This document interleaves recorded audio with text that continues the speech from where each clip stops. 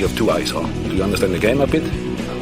Yeah, have a look. I'm not saying anything to you in particular because I know you're not too accurate with your reporting. That's what you paid so you're for. Saying I should resign. So you're saying I should resign? I think that's you should, your opinion. Is that right? That's my opinion. Fine. Are you going to resign then? No, of course I'm not going to resign. I simplify things next time.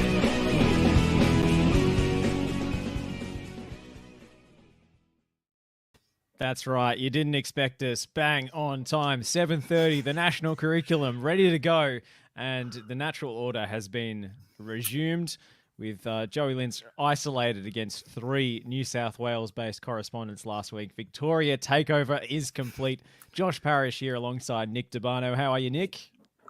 Good to be back after 2 weeks away. A bit disappointed I missed the last 2 shows. Actually, well, technically I was on last week, but Josh, I was picking up where you left off over in Queensland. I went up north and continued the campaign trail. So yeah, good to be back. Looking forward to a good show tonight. I hope you made some inroads against the scourge of the crocodiles up there, and looking like he's dressed out of Tony Hawk Pro Skater 2. It's Joey Lynch. Hello, Josh. And yes, I am thankful that a more Victorian look to the national curriculum tonight. Sydney will just have to make do with dominating 95% of the rest of Australian football media. Let's kick off with the Matildas, a 1-0 loss to Canada yesterday as we record. Sam Kerr had plenty of chances, couldn't hit the back of the net. Canada could have sealed the win as well, but it finished 1-0 to the Olympic champions.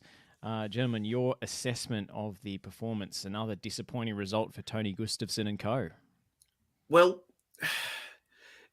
inevitably there's going to be more conversations had surrounding Gustafsson, but I think given where we currently are in the series, we're halfway through it. We've had the game in Brisbane. We're going into the game against the Canadians again on Tuesday in Sydney.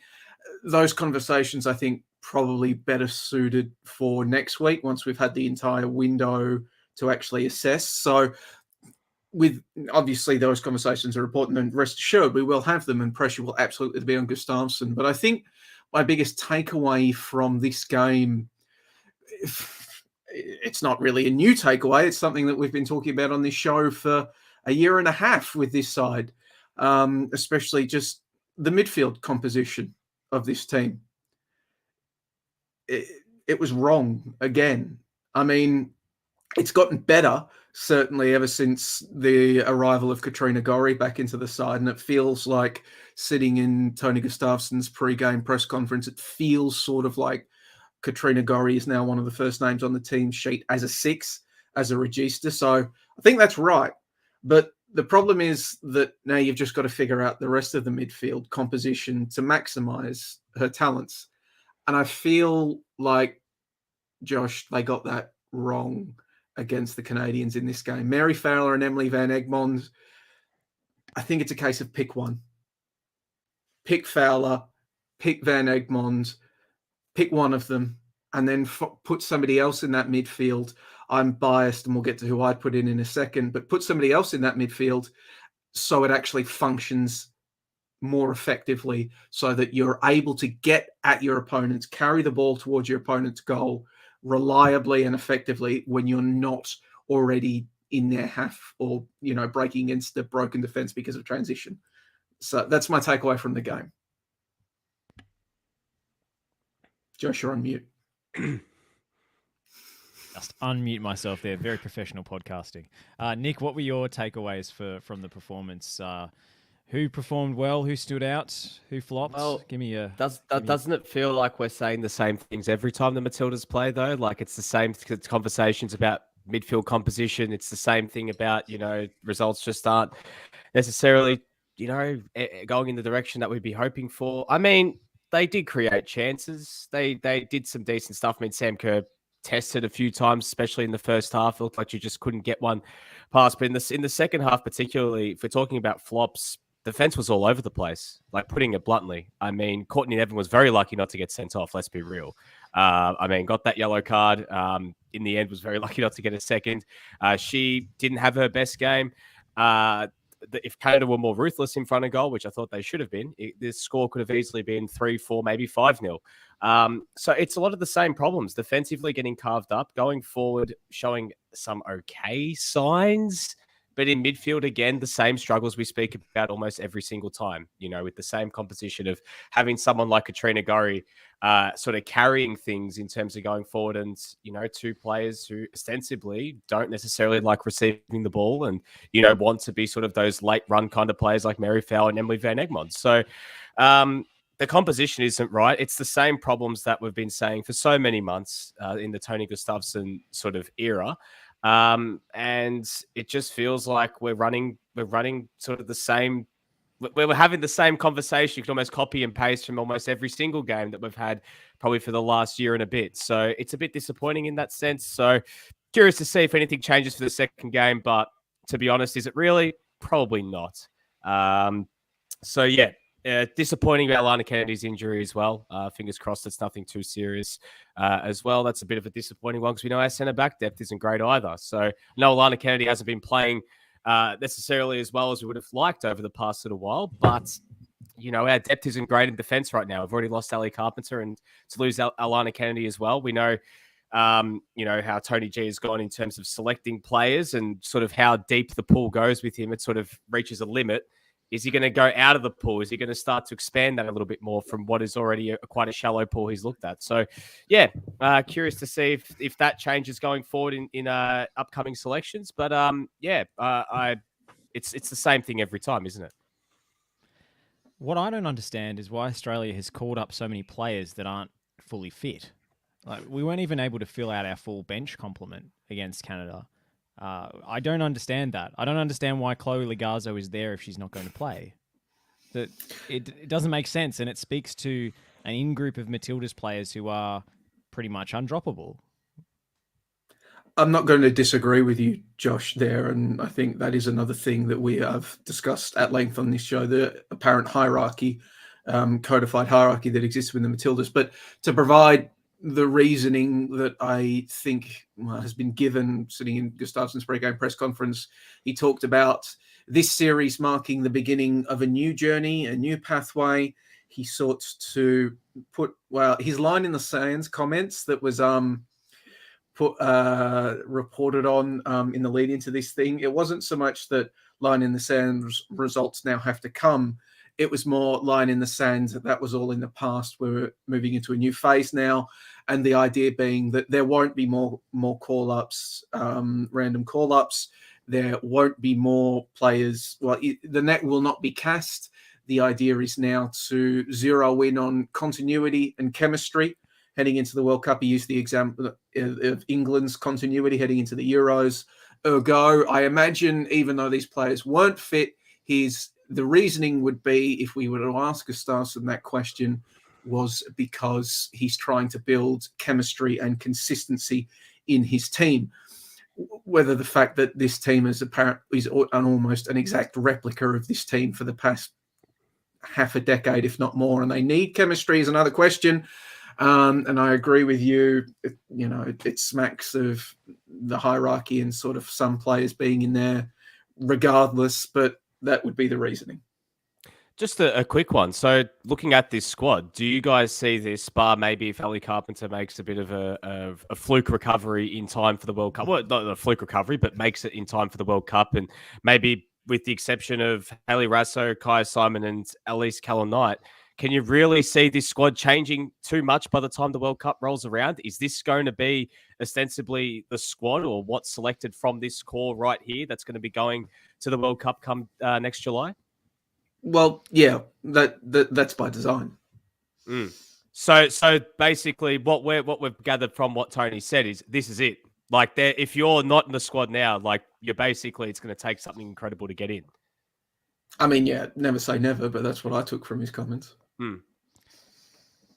I thought we left the positional insanity of the Alan Stajic era behind, and apparently not. With Larissa Crummer, well done to her for coming back from serious injury, right back, which Tamika Yallop playing as a left back, which I think is even more ill-suited because she's always trying to come inside on her right foot. And the two fullbacks that we started, both I thought got completely torched. Grant looked pretty good going forwards. But whichever flank Nichelle Prince popped up on, she's absolutely tearing us a new one. Courtney Nevin, we've already covered. Extremely lucky to stay on the pitch. Some of the most charitable, friendly refereeing you're likely to see.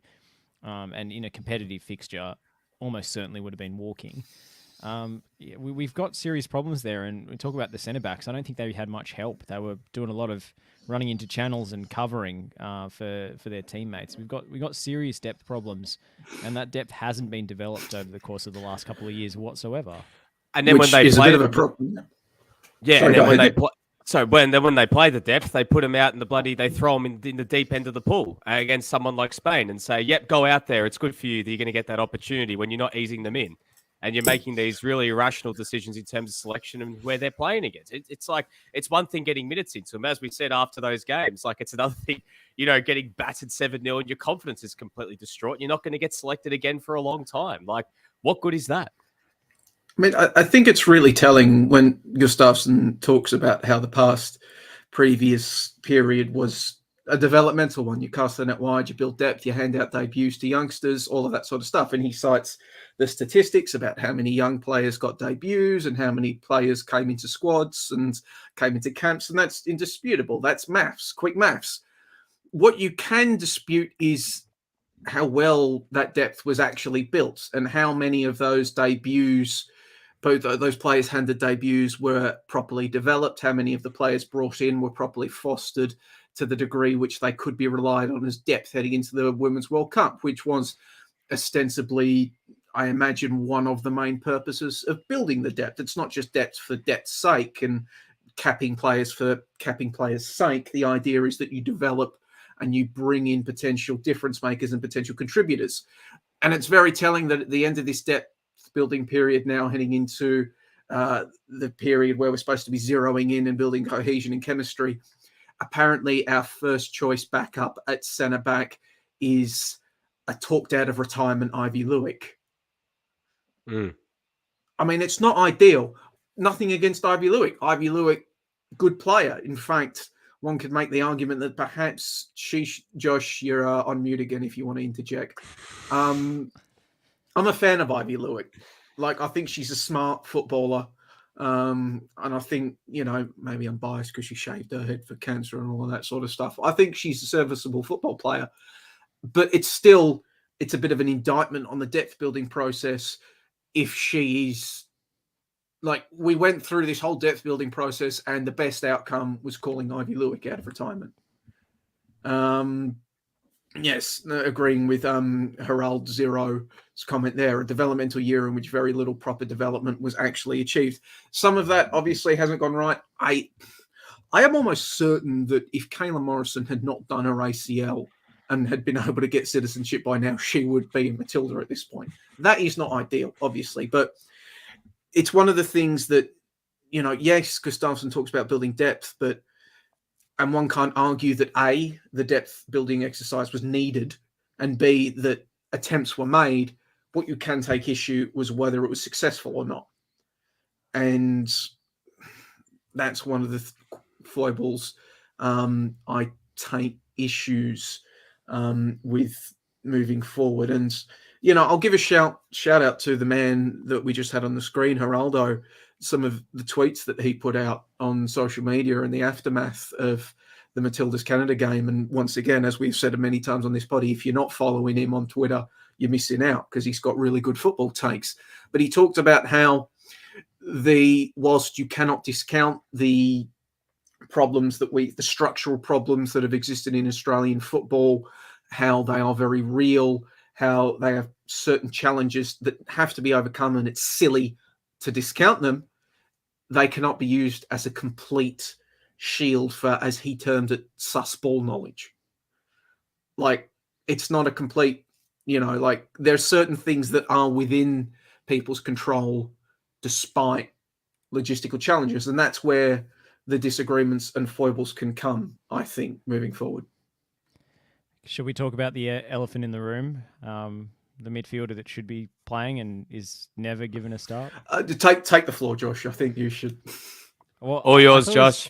I think whoever runs the Opta Jason Twitter account is a TNC listener, or at least one of us, because on the eve of the game with the hashtag, they tweeted out a pass map of Alex Chidiac, the highest pass completion in MLS, or NWSL, I should say. Sorry. No. A league which is incredibly frantic and you get zero time on the ball, 88% pass completion, and most of those passes going forwards. You contrast her ambition with the ball and the regularity with which she's able to find a teammate in tight spaces, with Emily Van Egmond having Katrina Gorry turn out of pressure, dribble between two players, somehow split a ridiculous situation, square the ball to her, and then she turns and goes back to the centre backs again. It was infuriating. infuriating. It happened 2 or 3, 4 times. Just Australia's momentum completely halted, slamming on the brakes when we've just made some rare inroads. I just don't get it with Van Egmond being involved in the build-up. And Fowler wants to play high and close to the striker, and that's fine. That's what Fowler's good at. She's good in the final third. But as you say, Joey, those two players completely incompatible, because we've seen it time and time again with Van Egmond taking up deeper roles in midfield. It's just not her strength. So we end up with two midfielders operating on two completely different wavelengths. And this is just simple, sort of, basic, almost like I'm no football coach, but I you know how a midfield three composition works when you've got a deep lying 6 and 2 8s or 2 10s or however else you want to play, especially with players of the skill set of players like Mary Fowler and Emily Van Egmond, players who thrive on those late runs and players look to get in the box as almost a second striker. It is almost impossible to play with two of those same players if you are playing with most of the ball. And if you don't have that extra pivot, someone who else can get the ball and actually drive and support, you're going to fall to bits every single time you're looking to get up the pitch. I mean, this is why it's never really made sense when you've got, as you said, Josh, when you've got someone like Alex Chidiac, someone who's able to get on the ball, wants the ball at her feet, and able to actually create things.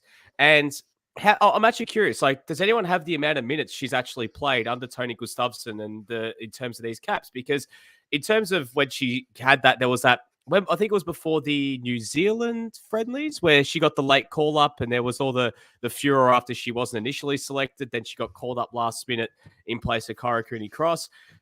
She's barely seen the pitch. And that for me really worries me, because when you've got someone of the caliber of her sitting on the bench and, someone who could ostensibly really change the way this team plays when they are in possession, sitting on the bench, rusting away, that concerns me. And the fact that there's just been no, at least outlook to change that, at least give her an opportunity in these friendlies, which are what friendlies are for, to try new things. And especially when it's not working and you're not winning games and you're getting battered and you're not doing much in midfield, you'd think you'd give Chidiac a chance in these sort of games. So it is disappointing that we're still going with the same.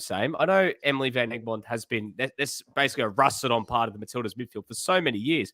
But God, these are friendlies. They're supposed to be low stakes friendlies. Play her, give her an opportunity, see what else could happen. I don't see that any harm in doing so. If anything, it's a net game for the team. The team probably played better in midfield with Gorry and Chidiac in there. And again, we know in Australian football, risk is a big thing. And there's very rarely you see a coach that's, going to be willing to, change something up and, play a little bit through the middle and look to try something new. So I feel like I'm shouting into an echo chamber here, fellas. It's really frustrating. I feel like I should. We're not totally in the tank for Chidiac. Well, some of us might be totally in the tank for Chidiac, but there are, of course, other options as well. Like Ivy Lewick can play as a 6 as well. Maybe you push Gorry further up the pitch. You play Gorry and Fowler together further up the pitch, or Gorry and Egmond further up the pitch with Ivy Lewick as a 6. Claire Wheeler can play as a 6. Ostensibly, at some point, one imagines that at least Kellen Knight will be at least given the opportunity to win back her place in the side. If she is physically capable of doing so, she can come in and provide an option. There's Tamika Yallop. Of course, Kyra Cooney-Cross, we weren't fans of it when she was, but if the first choice players come back into the side for the Sydney game, they could move her back into the midfield, as disagreeable as we might find it. But there are options. What we are like, I think the takeaway is that the midfield composition that we saw against Canada in Brisbane wasn't optimal.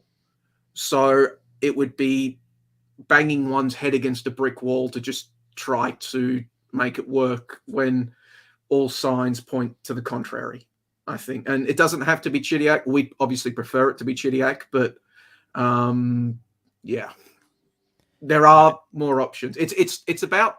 Sorry, go ahead, Josh. Before I keep ranting. And Tonus pointing out that just be glad Chidiac actually made it to the game, which is fair. She did have an odyssey trying to get there, but maybe that means they're saving her for the second game. We'll have to wait and see. Nick, from your Edmonds, mic's either broken or what's off. the purpose of Kyra Cooney-Cross pretty much drifting around the pitch for 90 minutes ineffectively? Yeah, I didn't think she looked like a Matilda against Canada. I didn't think that flank I thought was incredibly poor. I feel like she's more likely to turn into, if we're going to keep picking her, she's more likely to contribute on the wing than in the midfield. I do think so as well, but I just think she's horrendously out of form. I don't think she's ever out hit of the form. heights of 2021 at Victory, where she had the confidence to take players on. This past season at Victory, she barely stood out. She was just another player, and didn't have much end product in terms of stats either. She ripped up Western Sydney Wanderers, but Yeah, No, but that's Western Sydney Wanderers. The only game that Kyra Cooney-Cross was outstanding in the A-League Women's last season, she played pretty much every game, was against the worst team in the league by a mile at that time. A terrible side. So I just don't see what she's done to earn her spot in the squad. And based on Nevin's performance, I don't see it either. Nick? You know, just having a look at Geraldo's comment here about playing 3-4-1-2, pretty pleased. You know, I think it was Ante said it months ago that they should look at playing a 3-5-2 and look to try and change things up and, you know, have necessarily, like, if I'm going to look at one team, for example, that I remember making the same sort of, when he brought it up, was watching into this morning how they play with the 3-5-2 and how they utilize players who make those late runs and they use that same sort of system. It could work really well with the Matildas. So to Geraldo's point, if you're going to play something with the back three and be able to utilize your best assets of having wing backs and, you know, look to, you know, maybe go with a bit more of a narrow setup, I wonder how Cooney-Cross would even fit into that. If, like, say, for instance, it would happen. I don't see Tony Gustafsson moving from a 4-3-3, or if it's not a 4-3-3, it's a 3-4-3, let's be real. So 3-4-1-2 would be great. 3-5-2 would be great. I just can't see it happening. And I think there'd be a lot of players that get lost in the shuffle, let's be real. They'd have to either turn into wing backs or they'd have to play centrally. I think Tony G has said before that he didn't want to give the players a system they weren't as familiar with at club level. So and I can't see that changing. Not now. And that's the thing. Yeah. We're so close to the tournament. You know, anything we say here is pretty much, you know, shouting. It's fantasy booking. It's fantasy booking. We can hope. There was a question I wanted to get to. Joe, do you want to jump in? I've got a well, yeah, question I think it's fantasy booking in terms of players that we'd like to see come in and be embedded into the team, changing the system and all of that sort of stuff. That's fantasy booking. But what I think, there's two conversations that's going to inevitably happen. Well, there's going to be multiple, but there's two I'm going to focus on right now heading into the Women's World Cup. One will inevitably be the circus surrounding Gustafsson and his status. I have my thoughts on that, but my ideological perspective on firing coaches mid-window is well established, and B, Football Australia, I cannot see Football Australia moving on him before the Women's World Cup. So I don't want to waste too much energy on that. The other one is surrounding the matters of utilisation. If this is the team that Gustafsson is going to bring, focus needs to be on utilisation. It's not just who is getting picked up, but it's not just who's getting picked, but it's who's starting and the roles they are being asked to play. And that shouldn't be controversial. I mean, it's the national team. We should be able to discuss these matters, you know, and provide, you know, critique of what's going on. They're you know, this is a team that's about to play possibly the most important games in Australian football history, a home World Cup. And it's really going to be interesting to see just matters of utilisation and maybe the tinkering around the edges of the system to bring the best out of players. I mean, is the idea, with the idea of Ford and Kerr, do you bring Ford more centrally and allow Kerr to get out wide a little more? So rather than be playing on the last shoulder of the centre back all the time, she's given more scope to face goal a bit more and start crashing in. Those are the sort of questions I really want to ask, because it's not just about midfield utilisation and how do you maximise Gorry. It's about how do you maximise Kerr and how do you maximise these other apparent walk-up starters. Well, just on this comment here from Toros about, Kerr just doesn't seem to be playing with any freedom. Feels like she has the weight of the country on her shoulders. Well, I mean, it's literally becoming hit it long to Sammy sometimes. I mean, there is so much reliance on Sam Kerr bailing us out. We've seen that throughout the majority of the Tony Gustavsson era, to the fact that he was even questioned about it. The fact that, is there too much reliance on Sam Kerr? Sam Kerr needs help up there. Yeah. Sam Kerr needs help up there. So, Joey, that is a really good point. We've said, Ford and Kerr potentially coming in and playing centrally together, where you can have Kerr necessarily delegating that responsibility a bit more, would be key for her, because she's able to do it for Chelsea. Sorry, go on, Joey. Shout out to AAP's George Clark, who asked him that question about the over-reliance on Sam Kerr. Tony Gustavsson snaps back with all these stats and all of that, and why do you think that? And George just responds, because I watched the game. Because I watched the games. It was just Forza eye test. I did feel exactly the same way, Taurus, about Kerr feeling that weight of expectation. And that's only this is a friendly. That's only going to be amplified 10 times, 100 times at the actual tournament itself. And it really did seem like if Kerr didn't score, we had no other route to goal whatsoever. If she was not having a good day in front of goals, Australia's just not going to win. And actually, Teo Pellizzeri said it in commentary late in the game. There was a corner, and I think he yelled out, "Kerr is the hope," as she went up for the header. And it really is that. And as we know from Nick Stoll's catchphrase, hope is not a strategy. And the Matildas don't have one beyond Kerr at the moment.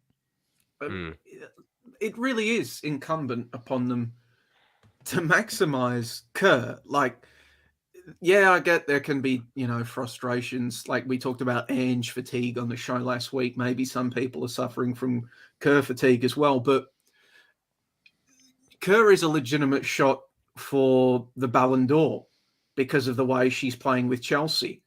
The question, once again, utilisation. How do we get Chelsea's Kerr playing for the Matildas? Has to be the question.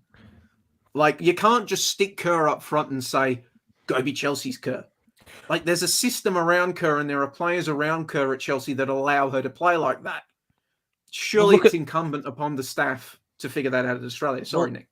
No, but look who's around her. Look who her coach is. That sums it up. I mean, it's not like Australia don't have the players, but the system is a lot better at Chelsea. And she's got a lot of talent on those wings, and especially through midfield as well. And you've got Bethany England, and you've got Harder on the other side. You've got Cuthbert in midfield. There is so much quality in that Chelsea team, and it works out for Sam Kerr. It works perfectly. But here we are for Australia, and she's not being utilised to the best of her strengths. So it is frustrating, because you'd love to see. I just feel like that there is as we've said, there is too much responsibility on her. Get that responsibility off her shoulders, and maybe we'll start to see a little bit more of them that Chelsea Sam Kerr, quote unquote. So it's not that there isn't, necessarily that that the quality isn't there for Australia. It's not she can't do it for Australia. It's just that, all right, let her do it. Take that responsibility off her shoulders, or at least delegate that responsibility. Give her the same, obviously you still want her to score goals, still want to do what she does and hope for that sort of level, but don't put all your eggs in one basket. Spread that out. Get the right players around her. So I don't know. We'll see what Tony does. I was just going to read out this comment from Homer Legend. Is it just me, or is TNC without Stoll determined to never read out my comments? It's you specifically, Homer Legend. We've targeted you, and we've shadowed banned you from the show. Apologies for that. We actually have stuff. We have stuff of value to say, unlike Stoll, who just needs to pad. He turns to the people because he doesn't have anything of his own to contribute. He's up here criticizing our setups and our rooms. Apparently I'm the neat one, which I think my camera is very artfully positioned here, because the rest of my living space is an absolute disgrace. I am a massive fan of this comment from Joseph Ceccione. So Joseph, a massive Napoli supporter, basically comparing Sam Kerr to Victor Osimhen. without the support with Lobotka, Zielinski, and Kvaratskhelia. Yeah, if you watch Serie A, you'll know exactly what Joseph is talking about. But yes, that sums it up perfectly. It's literally like watching Napoli in that sense. So good on you there, Joseph. More cultural sort of comparisons, and we'll be on the same page. Don't you worry. Nick D'Italian coming through there. Any Serie A references? Nick will jump on. Well, this is Joseph just said, Napoli's target man being supported by his left winger and two midfielders who bring the ball up the pitch. There you go. That sums it up perfectly. If you don't watch football, that comment there from Joseph sums it up. So thank you. Anything further on the Matildas before we move on and talk Oz Cup? I mean, go Matildas. Let's hope they can play well against Canada. It's once in a lifetime opportunity to come out in 2023. Let's go Matildas. And it's at a new stadium this week, the game. I'm looking forward to the atmosphere at least, and looking forward to seeing what the turnout's going to be. We're still in the same position we were a little while ago with the team on the pitch, but it's still going to be awesome. Like, the atmosphere is going to be awesome when the tournament actually rolls around. We're not going to maximize on the World Cup's potential legacy if the Matildas don't perform well, of course, but I'm still we're not just trying to play it down and say this team is no good and not going to achieve anything. It's just the frustrations what we see with the potential of the team in front of us. I did actually have one point that I wanted to make. It's not about the Matildas, it's about Canada. I wanted to give Nichelle Prince her props she was great. Yeah. I think sorry to pick on him, but I think I saw something about a quote from Tony Gustafsson talking about how they were able to shut down Nichelle Prince because she only had one shot in the first half, and that was outside the box. But that sort of really understates the effects she was having on the dynamics of that game. It was her that got hacked down centimeters outside the box by Polkinghorn to almost win the penalty. I think Nichelle Prince, she plays for the Houston Dash. Surely someone's going to pick her up. Surely someone's going to be watching. I understand. Maybe she likes playing in the North America and being able to go home, but she's good enough to play a pretty decent level in Europe, based upon my very limited exposure to her in this game. Just a quick one. Adriana Leon's goal, just quietly, that was a perfect hit. Lydia Williams had no chance. Sensational hit. So Manchester United's women's side are in very good hands with her coming along. Yeah, I mean, if only the men's team could make such astute signings. Geez. They can apparently. What about Anthony? I'm sorry, 100 million. I have to call this out. Have we just seen the reply that Skip Fulton, FB Skippy, just sent us on our Twitter account? No, I have not. No. Oh my God. All right, I have to download this picture. I have to. Yeah. Oh my goodness! What? What? All right. Our audience is none the wiser at the moment. I'm going to upload this into the picture so our audience can see it, and then we'll describe it. Describe it for the podcast listeners. So when people are driving past Lakeside, they're going to see my head. Yes, this is now live at Lakeside Stadium, the home of South Melbourne. Nick Devano live on TNC. Live. Giant Nick billboard for the win. I have a billboard. This is amazing. This is incredible. God. This is the best marketing we could ever hope for, and the most marketable face as well. Thank you, Skip. Let's not get too crazy here. That is brilliant. Oh Skip, goodness. Thank you. That is great. Nick the Lakeside. Skip, Skip, well, I hope you have that ready. Well, I don't know where the NPL Victoria Grand Final is going to be just yet, but I hope you have that ready because I want to see that up and there for South Melbourne Oakley on Sunday. Nick the big time. Yep. I was the one actually at Lakeside today calling their preliminary final. But it's Nick Devano who gets the billboard. This is unbelievable.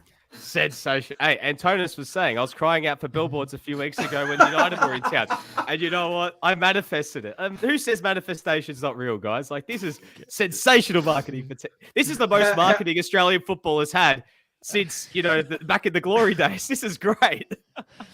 I think we need to get Billy Joel's greatest hits up there as well. If you got a Billy Joel tour poster, you can put up there, Skip, just to follow. Oh, Jesus. No, we should. All right, we should move on. But that was fantastic. What a way to end the segment. Incredible. Skip, I need to get a photo in front of my billboard. That's now what I need. It could be your new Tinder picture, Nick Devano. I thought this was dead. It's the tall poppy, the TNC tall poppy syndrome, Nick Devano. Anytime one of us gets too high up, another one has to come in and cut us off at the knees. I hope the Lakeside Stadium scoreboard is a touch screen, because I was definitely swipe right on that poster. Australia Cup. You absolute. I got no words. Oh, Nick the big time. Nick the big time indeed. All right, let's Nick go the billboard. My neck's sore from laughing that much. Oh my god. Let's get to the next segment. Yeah. All right, self-indulgence for the evening complete. It's self-indulgence on TNC? No! Never. That's why the podcast goes for 2.5 hours. Australia Cup semi-finals, Brisbane versus Sydney United, and stunningly, as predicted by precisely no one last week, MacArthur playing Oakley. One of the cup sets of the season, maybe the biggest cup set ever, the Oakley Cannons, who looked like they might have to play a 14-year-old between the sticks before the game. Last minute signing approved for Lewis Italiano, and they knocked off Sydney FC at Jack Edwards Reserve. A superb Wednesday evening. I was there. It was a fantastic atmosphere. Joey, how did you see it? I thought it was incredible. I was a bit mad because I was I couldn't get out there because I was filing on all 3 cup games. So I was sitting at home with all 3 up on YouTube, flicking between them all. But it was incredible. It was fantastic. Like, this is what has made people fall in love with the Australia Cup. Just these cup sets, these semi-professionals doing what they're not supposed to do.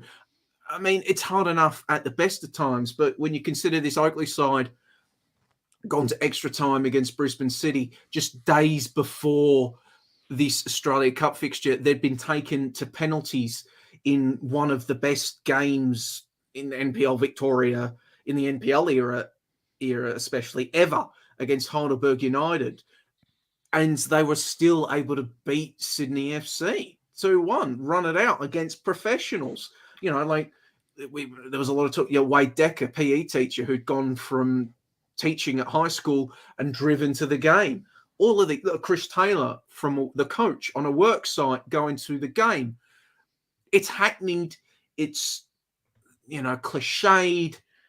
It's a bit bollocks, but it's fantastic. It's what the Australian Cup is supposed to be. I absolutely loved it. Now, on the football side of things, slight concern for Sydney FC, barely being able to create proper goal-scoring opportunities against a bunch of semi-pros about, a month out from the start of the A-League men's season. So concerns there. But it was great. Great work from Oakley. And I'll throw it to Nick and Josh. You guys were actually there. What was it like being there? Well, I wasn't. I was actually getting off the plane I literally landed, and then someone my phone vibrated straight away. Like, literally, when you take your phone off flight mode and you get all the flood of notifications. I saw someone just said, "Oh my God, Decker," and I thought, no way, Oakley can't be winning. And then see 1-0, then 2-0, mate. It was unbelievable. To be honest, I only got to see the last 10 minutes of the game. But I got to say, it's an amazing achievement for Oakley. It is an unbelievable achievement when you take into consideration all that they've gone through over the last 2 months with injuries, the hectic schedule, playing Doherty Cup, League, Australia Cup, finals now in the NPL, and they've been playing 120 minutes during the week, then 120 minutes on the weekend. to add to that, for those who don't know, they played 120 minutes again yesterday, and they came from behind and beat Port Melbourne to make the NPL men's grand final here. Like, that's incredible. They are just riding this wave at the moment. And it's such an awesome storyline. Like, you mentioned the 14-year-old goalkeeper. You mentioned, I mean, we're not even talking about their defense. For the first two rounds of the Australia Cup, Wade Decker was playing left back, for God's sake, because, you know, Jacob Eliopoulos had a season-ending injury. Hamish Miller had season-ending injury. Oscar Dillon just came back from injury. They were playing Oliver Kubalay, and Tyson Holmes had to fill in at centre-back. They've had their two signings, Mario Barcia and Ryan Losty, cup-tied, haven't been able to play. So they've barely been able to fill out a bench. And then even Nick Nyagoran as well. Like, all these amazing stories. And then there's Joe Knowles to cap it all off. And the fact that now all of a sudden they're in the semi-final. And look, I'm not going to say that, you know, they're necessarily a shoo-in to beat MacArthur, but God, they're a good chance. Like, there is such a good chance, guys, in all this, that we could get an all-NPL Australia Cup final. And my God, that would be amazing. Like, a Sydney FC, I'm giving Sydney United a real chance of beating Brisbane on one hand. And I genuinely think Oakley could really test MacArthur at Jack Edwards Reserve. Grand final being the review mirror by then, so they can just go all out in that game and just leave it all on the line. So it's going to be incredible nonetheless. Whatever happens from here is a bonus. They're just riding the wave, and it's so much fun. This is the magic of the cup at its full, you know, at its full pelt. Like, this is just brilliant, and you know, it was great seeing. So I've got a question for you guys. Will Oakley, if they get, like, if let's say for the crowd that they get at that game at Jack Edwards, will that be the biggest crowd MacArthur have ever played in front of? Like, genuinely, what is the biggest crowd MacArthur have ever played in front of? No, like, this is a genuine question. All right, their biggest home crowd is 5,700. But I don't know what their away crowds were against, say, Sydney or Western Sydney. But could that it's surely not. When they played away to, you know, Victory or what have you. I will look up Ultimate A-League. Josh, you give your takes whilst I look this up. I wanted to pinpoint a couple of Oakley players who I thought really stood up in that, you know, back to the wall kind of performance. Anthony Pantazopoulos, I thought was immense. Oh, brilliant. He was fantastic. He was an absolute bull. He took on Joe Lolly and made him look pretty ordinary on his debut. I thought Robert Mack was decent for Sydney when he came on, but couldn't, you know, fashion too many clear goal-scoring opportunities for Oakley. Oscar Dillon was immense. Chris Lucas, who scored, of course. I don't know how much he knew about the goal, but he deserved the goal based on his performance. And of course, the Church League legend that is Wade Decker, scoring the goal. But I thought there was so much to be proud of from an Oakley perspective, from an NPL Victoria perspective.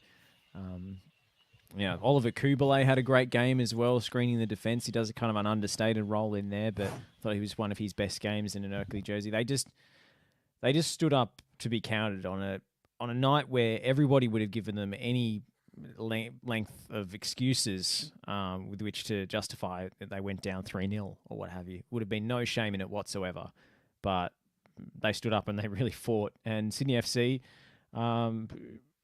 they have no excuses for losing that game despite being out of season, really, against such an undermanned team. It does not look good on Sydney FC.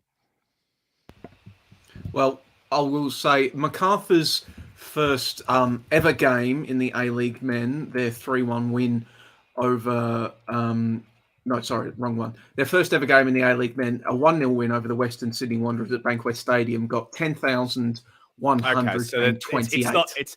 It's not going to break close. the record. It's not. Yeah, I don't think you could fit 10,000 people into Jack Edwards.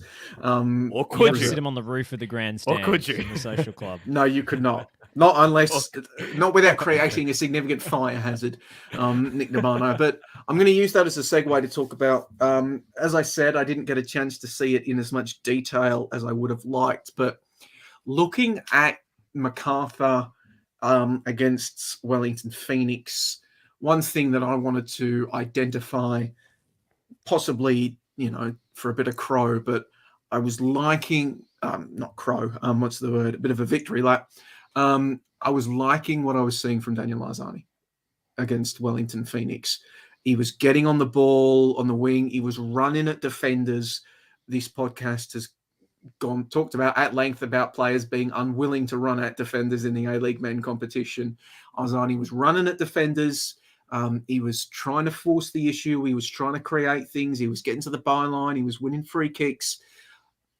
I liked what I was seeing from Daniel Arzani. Was it great?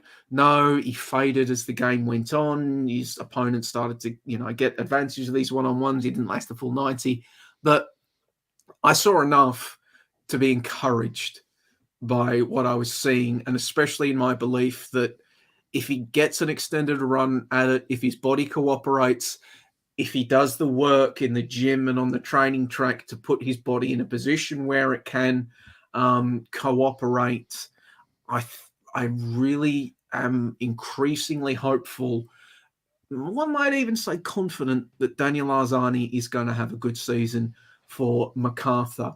And I especially, to be honest, there's a lot of question marks about Dwight Yorke and his ability to coach. I think Dwight Yorke, being an inexperienced coach who played as a striker, a very naturally gifted striker, might work out for Daniel Arzani and maybe MacArthur's other more creative players as well, because he might be more inclined to just let them cook, just not try to force them into holes. He might just try to just say, all right, do your thing. I'm not going to overcoach you, because he doesn't know how. And you get players like Daniel De Silva, Ulysses De Villa, and Daniel Arzani given a bit more license to cook and license to do their thing and be creative. Now, of course, the exact opposite might occur, and Dwight Yorke might be a massive control freak because he's a young, inexperienced coach and he's terrified of not being in control of everything. That might happen as well. But I could see a scenario where that happens, and the former would be exciting for Daniel Arzani. And yes, I know Ange fatigue, Kerr fatigue. Feels like, looking at my social media, tons of people got Arzani fatigue in the past few years, but I think he's really, I believe that he still can be a real difference maker. Just on Arzani, I think the one thing you mentioned, Joey, is that obviously he faded as the game went on. I think one thing for people to keep in mind is he is still getting to his match fitness up. The guy's barely played for 4 years? He's obviously, it's gonna take some time for him to get to a stage where he's going to be able to play a full 90. But even back at Melbourne City, I mean, he wasn't necessarily doing it for 90 minutes, but Warren Joyce used to use him in that burst, and he used to be he was unbelievable then. So I just wonder if there'll be a similar strategy with MacArthur. If maybe 60 minutes of him might be enough to necessarily win them games. It could be. I mean, and Warren Joyce, people don't realize just how Arzani really had to work sort of against Warren Joyce's better instincts to get game time. I mean, the youth coach almost had to threaten to quit before Arzani was actually given a shot in the first team. That's sort of the handbrakes that Arzani was working on. So, I agree. I really think that he's got, it could be exciting. And to go back to something that I said a few weeks ago, don't judge a fish on its ability to climb a tree. I don't give a toss if Daniel Arzani can't be a box-to-box midfielder for 90 minutes. It's not his job. I want him to go out there and run at defenders and make shit happen. And if he can only do that for 60 minutes, if he scores a goal and sets up a goal in that 60 minutes, it's what he's supposed to do. Isn't a player like that in the 5 subs era totally acceptable to have? Absolutely. You got 5 changes. You don't have to. Not everyone has to be a 90-minute player. No, you can have a few luxury players if you like. And Dwight Yorke has shown I guess it's a statement of intent to start with Toure, De Villa, Arzani, Carter, and De Silva all on the pitch at the same time. Yeah, I mean, outside of the back 4, Bacchus is the only defensive-minded player amongst them. So he's just. I mean, this looks like Kevin Keegan stuff from I would love it. I would love it. I would love it. I would love it if this is the lineup that they go with for the A-League season. It's a point of difference from the usual, coaches who are wedded to the double pivot. But even if, say, you take out one of those players and you put in an extra defensive-minded midfielder, say, for argument's sake, you start Jay Coleman or Mombois or Skatardis alongside Bacchus, and you have that extra luxury of having, say, Danny De Silva, Al Hassan Toure, even De Villa off the bench, that is a sensational player to bring on for the last half an hour when Arzani's gassed. And as you mentioned, Josh, in the 5 sub era, I mean, it's perfect. It's perfect. That's I think that so many people have already written off Daniel Arzani, which really frustrated not just me, I think all of us, that, people have said, oh, he's washed. How can a player at 23 or 24 years old be goddamn freaking washed? He's barely played for 4 years. He's been injured. If this guy comes out this year and has an amazing season, I'm sure everyone else will be back on the bandwagon within instance and calling for him to be capped. We know that this is going to happen. And I think what we're seeing so far is really promising. And I think going into this season, once he keeps getting that fitness up, I wouldn't even be surprised if he's among. This is going really bold here, guys. But I genuinely think he'll be right up there if he has a big season to potentially win the Johnny Warren medal. I'm going bold here, fellas. I'm going big takes. But I reckon top 5 in the best players for this season. If he has a big season, he could be right up there. So I'm really, really bullish about him this year. I think he's certainly going to get picked in the Socceroos squads before the New Zealand series, but that's because effectively all the hints coming from Graham Arnold is it's going to be significant amount of domestic players and effectively 2 different squads for the 2 games, 1 squad for the Brisbane game, 1 squad for the New Zealand game. And, there might be the likes of Alawa and Garang Kuol called up for those as well. So I wouldn't be surprised to see him in the mix for that.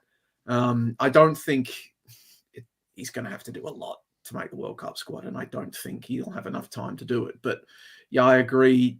Heading into this season and the years ahead, God, I'm setting myself up to be an ice cold takes exposed, but I am very hopeful.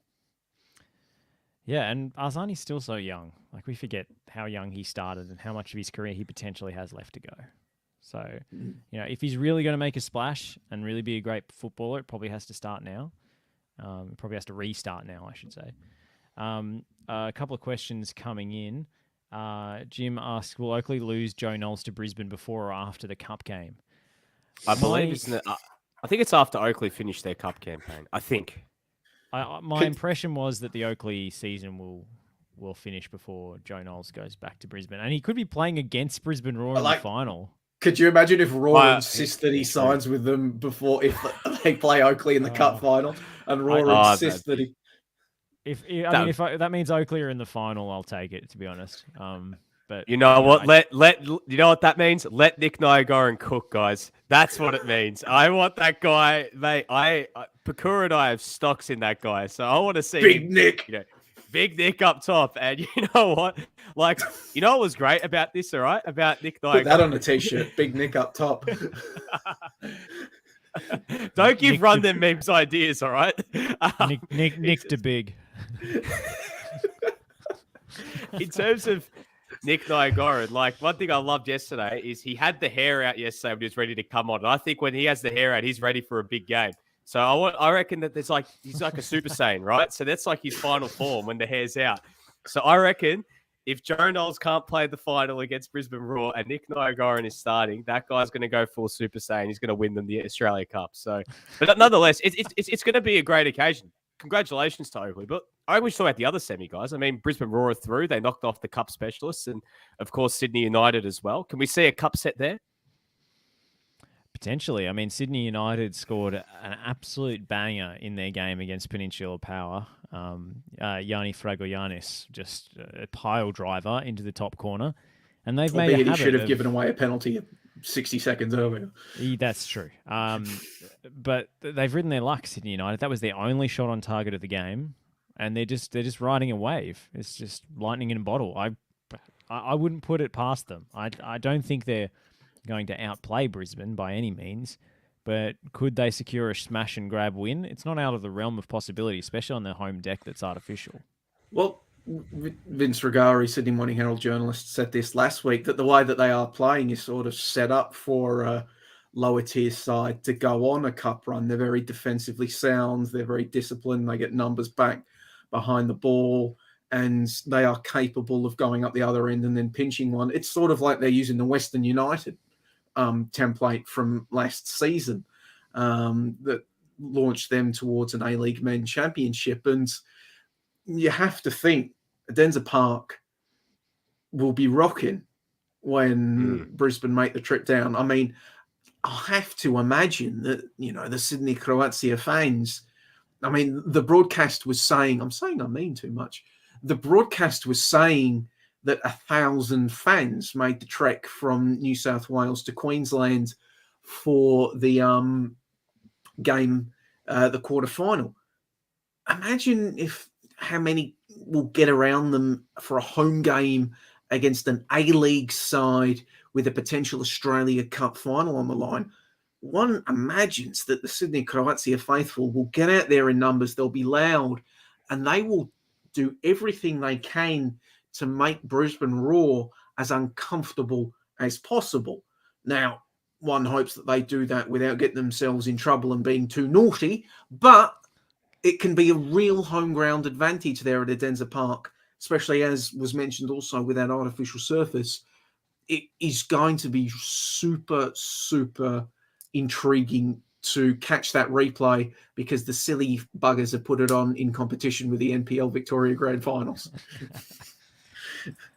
Edmund asking a good question. Who has a higher ceiling, Al Hassan Toure or Al Azani? I think I know my answer. Azani. Azani, 100%. He's got he's got a more unique skill set. Quick pub quiz. How many A-League goals has Al Hassan Toure scored? Is it 2? 5? 4. He scored 12. So how many Australia Cup? 8 goals in the 8. Australia Cup. 8 goals in the Australia Cup. 4 in the league.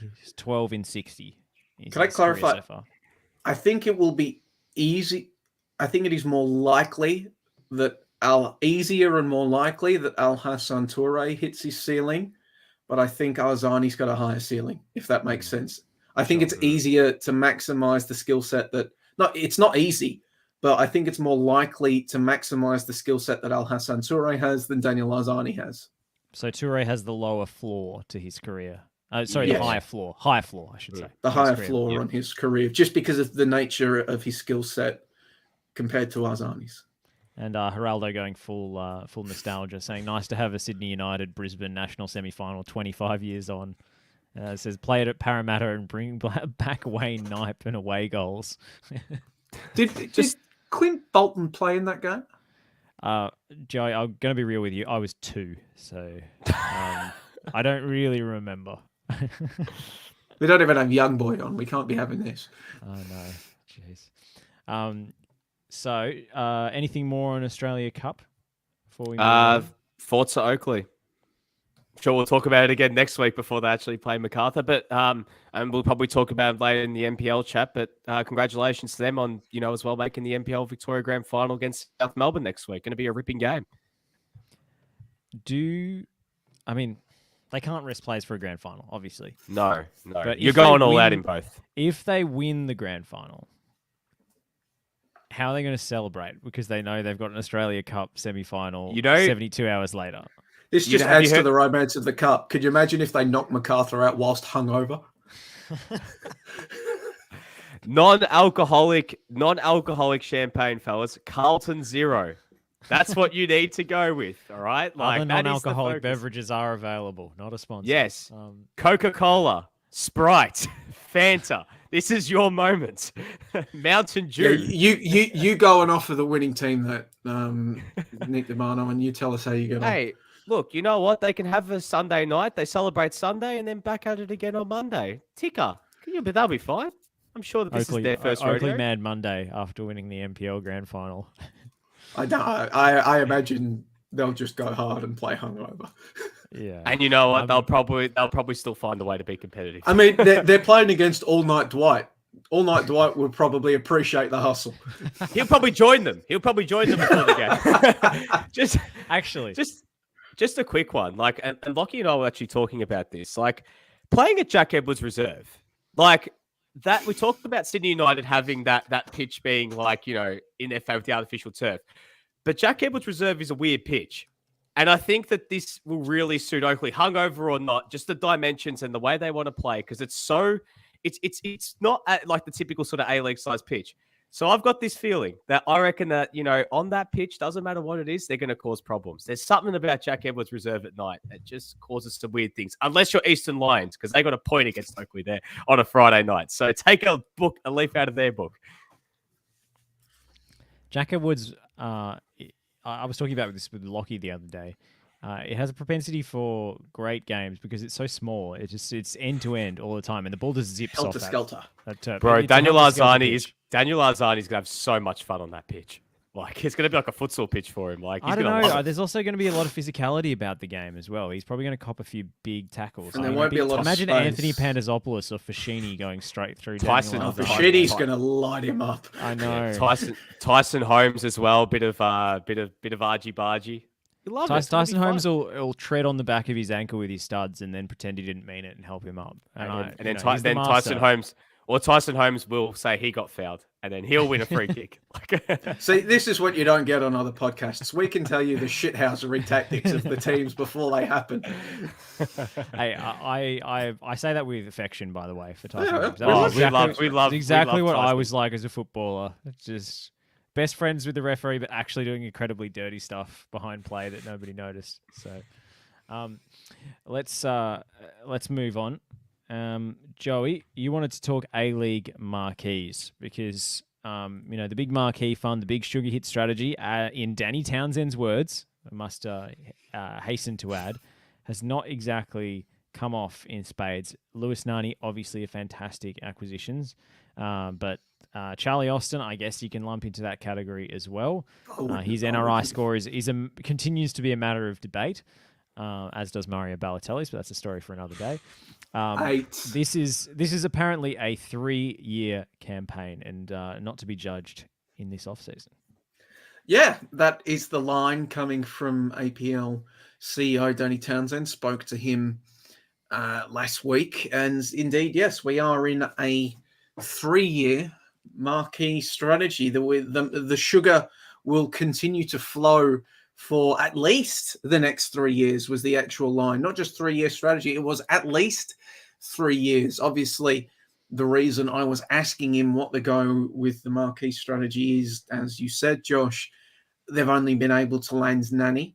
Effectively, he did confirm in that interview that if you have read in the reputable, mainstream papers about players being linked to the A-League men, the likes of your Fabregases and your Dries Martins, whilst he didn't outright say them, he said he didn't read much stuff that was wrong, confirming that those were the types. He also did say the conversation had happened with Edinson Cavani, but obviously that didn't come up either, and now he's signed in Europe. So He's signed to Valencia. Like the guy Yeah, can like- still play.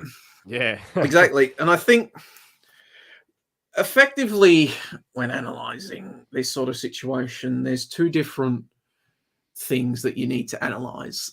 One is the veracity of the Marquee strategy. We've done that on the show numerous times in the past, whether or not it's something worthwhile.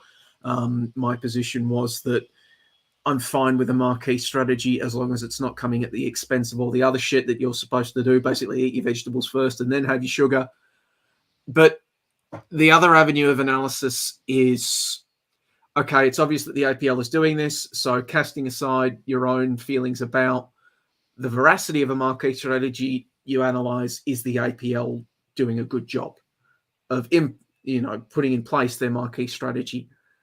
It's not come across right now.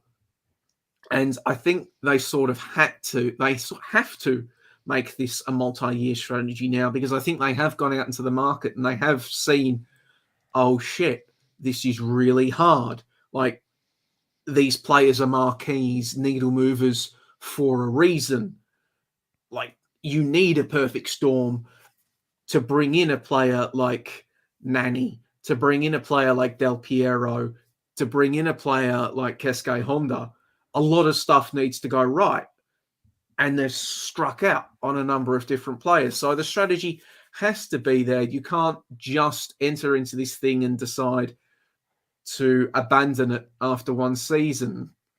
I don't think you can do that. So I think the 3-year strategy, yes, it's funny. Yes, I went back and looked at the comments. It was never mentioned as a 3-year strategy when it first came out. But I think a 3-year strategy is what you have to do with this if you have committed to it, especially with, as Townsend pointed out, the January window coming with a Winter World Cup, a North American Winter World Cup happening, players hanging on for that. You sort of have, that's a once in a lifetime challenge. You sort of have to see what happens in January, even before you judge the Marquee strategy for this year, whether or not you think it is a good idea. If I was to grade the Marquee failure for the 2022-2023 campaign right now, it would be a fail. But it's not over. You're grading the Marquee failure, Joe. The Marquee strategy. Otherwise, you graded it as a failure before you've graded it. Sorry. Whatever. You're grading the Marquee failure a failure. No, but you know what I mean. Sorry. I'll rephrase that. Nobody take me out of context. If I was to grade the Marquee strategy for the 2022-23 season right now, it would be a failure because they only landed one when they were trying to land 3 or 4. But being very charitable, let's wait until January. But yeah, they need to deliver in January, otherwise this thing is a failure. Yeah, genuine question about that, because I remember when they did obviously announce that they were going for the full sugar hits in this off-season, I guess it didn't really come to mind about the World Cup sort of being something that a lot of players were hanging on to, because I guess the players that we were, also the APL were always targeting, we always thought, well, they're players that are retired from international football, so they wouldn't really be looking at that. But then when you think about Dries Mertens, Edinson Cavani, and of course as well, I think they're the two that mainly come to mind sort of first. Well, of course they're going to be targeting the World Cup because they're actually still playing for their respective national teams. But I wonder, like, realistically, guys, how many players could you realistically see in January turning around saying after the World Cup, well, I'm done and I've already signed a contract with someone else, but now I'm going to make that move? Because there's not as many free agents by the time January comes around. So they're going to have to go for they have to actually try and strike a transfer fee or a loan deal. How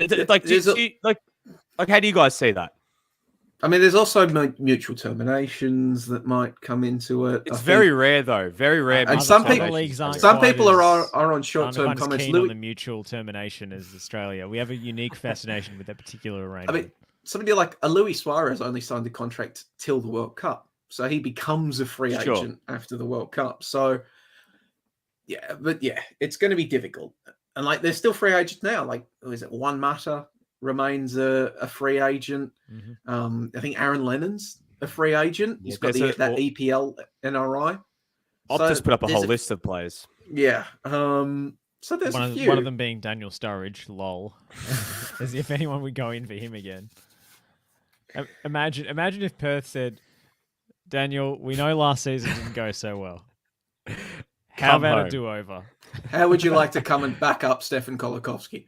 Yeah, exactly. Well, really, like looking at this list, I mean, we've gone over these sort of free agents for so long, but realistically, I mean, Marcelo just signed for Olympiacos, so we can forget about him. But Juan Mata, I think, would be an awesome signing. I reckon Ross Barkley.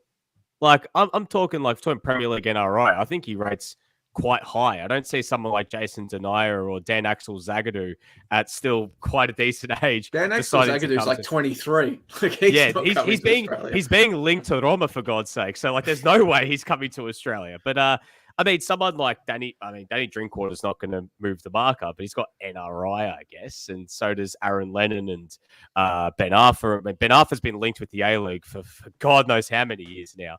And even someone like, as we mentioned, Ross Barkley, Nolito, Diego Costa would be great. But I mean, let's see. I mean, as you said, sort of, Joey, like January, I mean, all right, what's the pass mark in January, though? Like, how many Marquee signings is a pass in January? Is it 2? Is it 3? Is it 2 including Nani? Is it maybe 2 men's players, 1 women's player? Like, how do you guys sort of grade a pass for the APL in January? I'd like to see them add 2 more players. Not including Nani, to bring it up to 3. If it was 1 men's, 1 women's? Or would you want 2 men's? 2 men's player and a women's player preferable. I just think they're going to find it tough to find a player in January. But this is just us holding them accountable for their own words. Yeah. I guess it just depends how many of these players want to sit around for 4 months. But I guess these players could still sign any time now. Like, they could sign in November if they want. They could sign during the World Cup, for God's sake. Like, it doesn't have to necessarily be in January if they're free agents. Oh, so they can play the Sydney Super Cup. Yeah, that's where they debut. It's the big draw. Oh, dear. But like I said, ultimately, a lot of this comes down to not just who they can land, but also are they doing, for me, it comes back to are they doing the other stuff in the background, which I sort of think gets into our next segment as but one of those things like, are the Marquees, are they delivering Marquees, but not everything else? Like, honestly, I won't shed a tear if they can't land any Marquees, but they do everything else right. While we're talking about A-League signings, I think it's worth digging into a couple of the ones that have been announced in the past week or two. We had a Western United fan get at us on Twitter asking about Tongo Doumbia, the new 6'4" Malian central midfielder that Western United have signed. Full of muscle. And Aliga asking about the potential Melbourne City move for Valon Berisha. I mean, potentially. Is probably the more recognisable name. Yeah. He's been Instagramming pictures of his flight to Melbourne. unless he's swerving us and he's just coming for the finals. Maybe he just wants to be here for footy finals. Maybe he's a secret AFL fan. He's a guest player for Oakley. You never know. Signed for Dandenong Thunder ahead of next year's NPL season. Look, to answer about Tongo Doumbia, look, I haven't seen too much of him at all, really. I'm just looking through. I mean, he's played at a decent level. He played for Wolves when they were in the Championship in League One, played for Toulouse, Rennes, Dinamo Zagreb. I mean, he fills the gap of the foreign six, so jury's still out as to whether this will actually be a decent move. I guess we'll wait and see once he gets on the pitch. But one signing that's actually not really a signing for Western United, Joey, I think you're going to get to it, but Alexander Prijovic sticking around, big thumbs up. That is massive. So Western United actually would have been, I'm not going to say proverbially just in the mud if Prijovic left, because they would have had not much time to go and get another striker. But my God, that's massive that he's sticking around. But I just hope he's switched on. He's actually wants to be here, because we see when players stick around, they're not necessarily, their head's not really in it, that it can affect their performances. And hopefully he's been training, because I mean, last season, it took him forever to get up to speed. So hopefully, it's not going to take as long this time around. And he's ready to go from day dot. But him just sticking around this season, if they can keep him for the full year, is massive. And hopefully he can deliver in the same amount of spades for them. So curious to see what happens. As for Valon Berisha, I think it's a great signing if City get him. He was playing for Lazio only a couple of years ago. Didn't really work out for him, but he's a quality player. I think he's going to be great for Melbourne City. I just hope he bloody plays. That's all. Because he's 29. Yeah. I mean, he's still at a good age. Like, that's the thing. He's at a really good age. Like, he could still be here for the next 2 or 3 years if it really works out, and get some good football from him too. So, does he displace one of the... Are you just about to sound the klaxon, the Pucciarelli klaxon? Well, you know what? That's why I said I hope he plays, because he's actually quality. Like, this guy is a gun, man. Like, he could be good. So I'd like to see him, actually, I mean, God knows how long it's going to take for him to get up to speed, because we know with, some of these players, PK might want to, ease him into it. He's going to be starting on the back foot. He likes his players who've been training with him the whole way, who've got up to a certain level of fitness. So I don't know if that changes with Valon Berisha, but I think that personally, there is a level as well of apprehension. I still get worried when foreign players have signed for Melbourne City, only because of what the track record has been over the last couple of seasons. Like, I'm just saying, it's not just a Pucciarelli thing. Flashbacks every time. This is not just the Pucciarelli situation. This is a Sabasa Endo situation. This is a Nawaki Sabaki situation. We've seen that many foreigners come to Melbourne City and bar. Maybe Carl Jenkinson and Nuno Reis over the last couple of years have been able to solidify a spot in the team. Not including Florent Berengags, he's been there from beforehand, but not many have actually been able to sort of, solidify their spot. It's sort of been this core group, and then sprinkling in as players who are known quantities here in Australia. So I am curious, because I think he's certainly good enough to start and actually be somewhat of a transformative presence in that Melbourne City front line, even though I don't think that's the area they really should be targeting to be fixing up. I think it's the other end of the pitch they should be looking at before they're looking at getting more wingers on board, unless this is a sign of maybe someone's on the move, guys. Have we ever thought about that? Maybe there's something that's in the some moving parts of this situation. Well, they do certainly need midfield reinforcements, because been told that in their preseason friendly against the Mariners yesterday, they went with Caputo, Jamison, and Leckie in the midfield. True. Caputo is an out and out number 9, by the way, for people who haven't seen him play. So we were talking about utilization before. Yeah, I'm not quite certain that that's the best utilization of those three's talents. I've heard Paddy Kisnorbo is looking at Larissa Crummer to fill a gap at right back. She played for City under PK, didn't she? That's true, actually. Yeah, look, the beauty of Valon Berisha is he can play as a 10, but he can also play out wide as well. So that's something to keep an eye on. Because for Lazio, I mean, he played out He'll wide. be playing like in Pucci. midfield 3. He sure. has to play in that midfield 3. Like, you'd think that he's filling Conor Metcalf's spot. Like, that's the replacement there. So poor Richard van der Ven. Poor Richard van der Ven. That's all I'm saying. I'm also excited to see this guy because he can shoot from distance. I've had a look at some of his highlights and some of his stats. 14 out of his 27 goals for Red Bull Salzburg came from outside the box. Decent going. So I'm hoping to see a couple of bangers from him. On Conor Metcalf, congratulations to him scoring for St. Pauli overnight. Yeah. Nice one. Off the mark in Germany. I should just to confirm exactly what I was saying was in terms of reinforcements, I was more talking about if they're going to play him out wide because their front three is stacked, but I was more talking about if he's going to play in midfield, good. But I think as well, they still need to look at what's happening in defence. Unless, I mean, I'm curious how Thomas Lam goes if he's playing in the back four as well. But yeah, defensively, they still have some problems they've got to sort out as well. So for City, I'm very curious to see how it all plays out in 4 weeks' time because the season is only just around the corner now, guys. Like it's going to be interesting to see how these teams actually are when it all comes about. Because I mean, City's form in the Australia Cup, and I mean, they barely had a team to put out there against the Mariners yesterday, but it hasn't necessarily been too promising just yet. I know it's hard, it's easy to judge preseason form, and I think they will be right up there again next season. But yeah, I'm curious to see how long it takes for Berisha to be integrated into the squad, and will PK go with him straight away, even though he hasn't been with them since day one of preseason, or will he sort of be integrated in slowly over a period of time because he's certainly good enough. Yeah, I mean, Berisha, I think his CV speaks for himself. In terms of Doumbia, he hasn't played at a really high level since say 2018. It depends how highly you rate, I guess, the UAE, and then he most recently played in Kazakhstan, which is pretty left field. So I think jury's out on Tongo Doumbia until we actually see him in action. Does Doumbia even start? Does Doumbia start ahead of will he displace Kilkenny or Lustico as the tried and trusted double pivot in midfield? Well, I mean, I think Lustico will play. Kilkenny's a year older, a year closer to calling it quits. So I think that there's a chance that, and also Reece Bozanovski has been playing a lot in preseason. And Australia Cup games. So I think probably Doumbia displaces Bozanovski in the pecking order, unfortunately. Which is a shame, real shame. Yeah, but there was always going to be signings made and always going to be quality coming in ahead of him. So I would imagine Kilkenny's place is more under threat than Lustitz's in that team. Yeah, I think Lustitz's is basically nailed on. Poor Seb Pasquale. Poor Luke Giselle. Seb Pasquale signed a new deal for this season. That's all I'm going to say. He's how old is Seb Pasquale? I think he's like 22. Oh, he qualified for a loan. Turns 23 in November. Does that still count? Qualified for a loan, I think. Yeah, I think there are plenty of teams you could do with him. Yeah, that's true.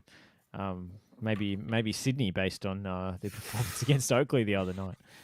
Actually, there was a comment we didn't get to from Geraldo saying, shout out to Burgess in the midfield 3 now having the stink of that defeat on him. And I think Corica, after that loss, I can totally see Steve Corica saying, right, the 4-3-3 revolution is over. We're going back to the tried and true, the column. The column. Yeah, it's just this thing. Do you reckon he just puts his hands up and just goes? That's the signal. This is it. There's PK's signal for switching the ball, which is the arms out wide, and then there's the Corica signal for going back to the tried and true. So PK's got the tram rails. So PK's got the field goal is good, and Corica's got all clear 6 points. Like that's basically using other codes of football as different strategies. Oh God. Oh Jesus. Let's get to another of your articles from this week, Joey. National Youth League. We had a question about the NPL final series, which that's not happening. That's it's not in the post, by DMC. the way. I can't actually find the question, but Oh, here it is. Is the NPL championships happening this year, and how not does that affect happening. the cup? It doesn't exist anymore. I don't know why we're still calling it the NPL in that case, because there's nothing national about them. But yeah, it's dead in the water, unfortunately. And I don't think those NPL national finals really captured the imagination Nobody cared. as intended. Well, no. I think, Wollongong cared when they won. yeah. They never captured national attention. No. But the National Youth League is another competition that won't be returning Is it? anytime soon. It doesn't. Let me finish my is it? sentence, Joey. Yeah. Was a competition and won't be resurrected anytime soon. Danny Townsend telling you via ESPN that they're waiting to see what happens with the National Second Division before they make any moves with regard to the Y League. Again, A-League Y as it would probably be. A-League Youth, yes. Again, need to compartmentalize my analysis of this situation. Were I in Danny Townsend's position, I would absolutely see why this course of action had been pursued. No real point in bringing back a youth league if you just have to change its entire model once a summer national second division is launched. That would, there's no point.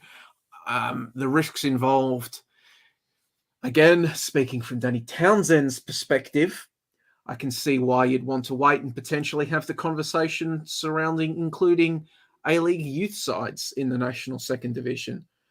I get that from Townsend's position as APL CEO, as the CEO of an organization that represents the interests of A-League's clubs.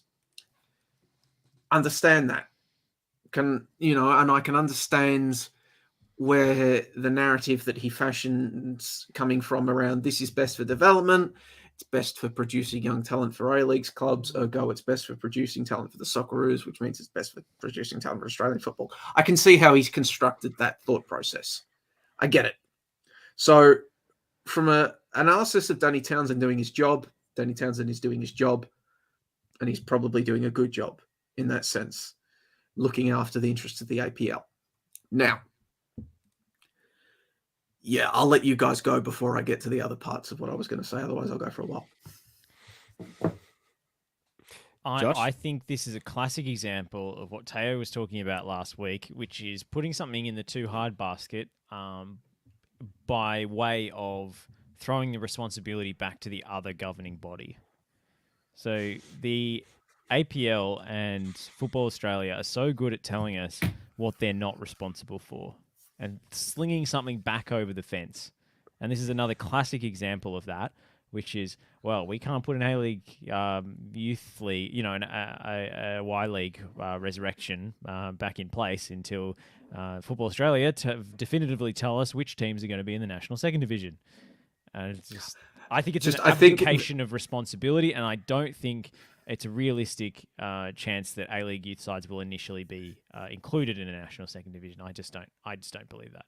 Just for the record, Danny Townsend did say that the biggest factor for him was the timing of the league above who will be in it. So I just wanted to point that out for the record, even though it doesn't really mess with your point, Josh. Yeah, and the start dates. They haven't confirmed the start dates. They haven't confirmed which teams will be participating in it. Therefore, there is no onus on us to actually kickstart youth development in this country. I think it's an abdication of responsibility. Okay, I don't know. I can see why he's saying that, but yeah. Yeah, I don't know. I just think it's a little bit disappointing. Like, I just find it really disappointing, to be honest. Like, the fact that this keeps getting sort of delayed. And I guess it's nothing new here in Australian football. Everything just seems to get pushed back by 1 year. And look, I understand, Joe, as you said, Danny's point in regards to timing, in regards to, wanting to wait and see. But I get this worry. Like, I don't know if it's just me, but is there this worrying feeling about that maybe there's a sense that they want to have A-League youth teams in a national second division, which we have spoken about at length, is not the answer. It's not something that I think that we think should be pursued. I know there's a certain section of, people in the soccer Twitter fraternity or just in Australian football fraternity believe that, youth sides should be propelled to the top tier of NPL or into a national second division. But I don't know, that just concerns me a little bit that we're still waiting into a second division. That I don't know if it's just me. I don't know if it's just this deep sort of lying sort of paranoia that has overcome me. But I really hope that's not the case where we see not even an A-League youth, but just see Melbourne Victory youth playing Preston Lions again, like we just saw in NPL 3, but just in a national second division. And we're seeing, not seeing necessarily NPL on planes, but instead we're seeing, we're seeing 12 of those sides being youth teams. And to be honest, I'm just not a fan of that. It's interesting moving forward. I think if the national second division ends up being in a winter staging, I think the presence of A-League youth sides being not parachuted to the wrong word, being made foundational members and being given protected status in that league is almost a non-starter. We've seen Football Australia push back on the concept of A-League youth sides being part of the foundation. In an interview with myself, James Johnson, a few months ago, described it as being a senior competition with a youth development flavour. I've spoken to potential participant clubs from the existing NPL that have talked about, possibilities of having a minimum amount of under 23s on the pitch at any time or in squads or that sort of thing. The big thing, it's going to be interesting if the NSD ends up as a summer competition. That is going to be interesting, I think, because you can certainly see where the push will come from. Like, why would we stage our own youth league in winter? We can play our youth sides in the NPL in the winter. And then why would we have a youth competition during the summer when we can just put youth sides in the second division? That, I think, is where the showdown will come from. And again, this is me compartmentalizing my analysis and just analyzing it without personal opinion coming in. I can see that being the showdown, and I can also potentially see that being the showdown in terms of the costs of a summer versus winter competition. How many teams want to take part in a summer competition versus a winter competition? Do the APL come along and say, you need people to make up the numbers? We'll help fund it and help get it off the ground. So that's a potential showdown that I can see. Taking my compartmentalized, jumping into another compartment now, my own personal opinions in alignment with you guys. I don't like the concept of youth sides being a foundational part of a national second division and given protected status. I have no problems with youth sides winning their way into a national second division that's linked with the rest of the pyramid. If Sydney FC, Western Sydney Wanderers, Perth Glory, Adelaide United, Melbourne City, Melbourne Victory, whatever, are able to win their way into a national second division one day and survive in a national second division based on their talent and what they put on the park, that's fine. I just think that the national second division, especially at its formative stages, I've been to youth games. I covered Melbourne City's youth team. On a good day, like Melbourne City play at Parade College, there's no stands. They'd get, outside of parents and friends, they'd struggle to get into the teens in fans attending their youth games. Those numbers would obviously swell in a second division, but I'd rather see teams like Preston with thousands of fans, Sydney United with thousands of fans, Adelaide City with thousands of fans, and greater growth potential than youth sides given first crack at the national second division in a situation wherein they are able to sustainably enter such a competition and sustainably fund the cost associated with that. So that was a very careful answer, but no, I think it's fair. It's more balanced than my knee-jerk response to the comment, but yeah, I do see this kind of separation of powers causing a few issues. That's I guess my takeaway of it. I think ultimately, yeah. Sorry, go ahead. No. I think ultimately it's going to come down to money. Yeah. Who can pay? Mm. Who That's can pay true. to take part? How many That's true. can pay to take part? And yeah, effectively that. It always is, isn't it? It's always comes down to the cold hard cash. And speaking of cold hard cash, a significant chunk could be coming the Central Coast Mariners' way if Garang Qual, let's get the right qual, is granted a move in January to one of the super clubs allegedly circling him. Last week's panelist Vince Rigari reporting in the Sydney Morning Herald that Barcelona, Chelsea, and Newcastle United are amongst his potential suitors. And it seems as if the much maligned A-League All-Stars concept has actually had one lasting legacy, which is Garang Qual impressing ahead of the big wigs at Barcelona. Well, I mean, it's pretty damn cool if it happens. But I hope that if he makes that move to a big club, I mean, the most important thing is he's still playing. So hopefully, some loan deals are in the pipeline for him. I mean, we spoke about the A-League All-Stars game and how it was really just a novelty exhibition match. But if it launches Garang Qual's career into stardom, I mean, the APL will be loving it, won't they? So expect the A-League All-Stars game to not be going anywhere, guys, and maybe become exclusively a youth game. Maybe that's what the A-League Youth is. The A-League Youth All-Stars versus Barcelona every year. But look, on a serious note, it is really cool. But hopefully, I mean, should this deal come to fruition, we see a similar sort of trajectory with we've seen with Alu, how he's been able to go out on loan, get some minutes, sort of build his way up over a season or so, and then eventually be ready to play at the highest level, whether for that club or whatever it might be. So yeah, I'm curious to see how it all plays out and whether it if it does actually come to fruition. Do you think him signing for a club of that size is good for his development at this point? For a super club?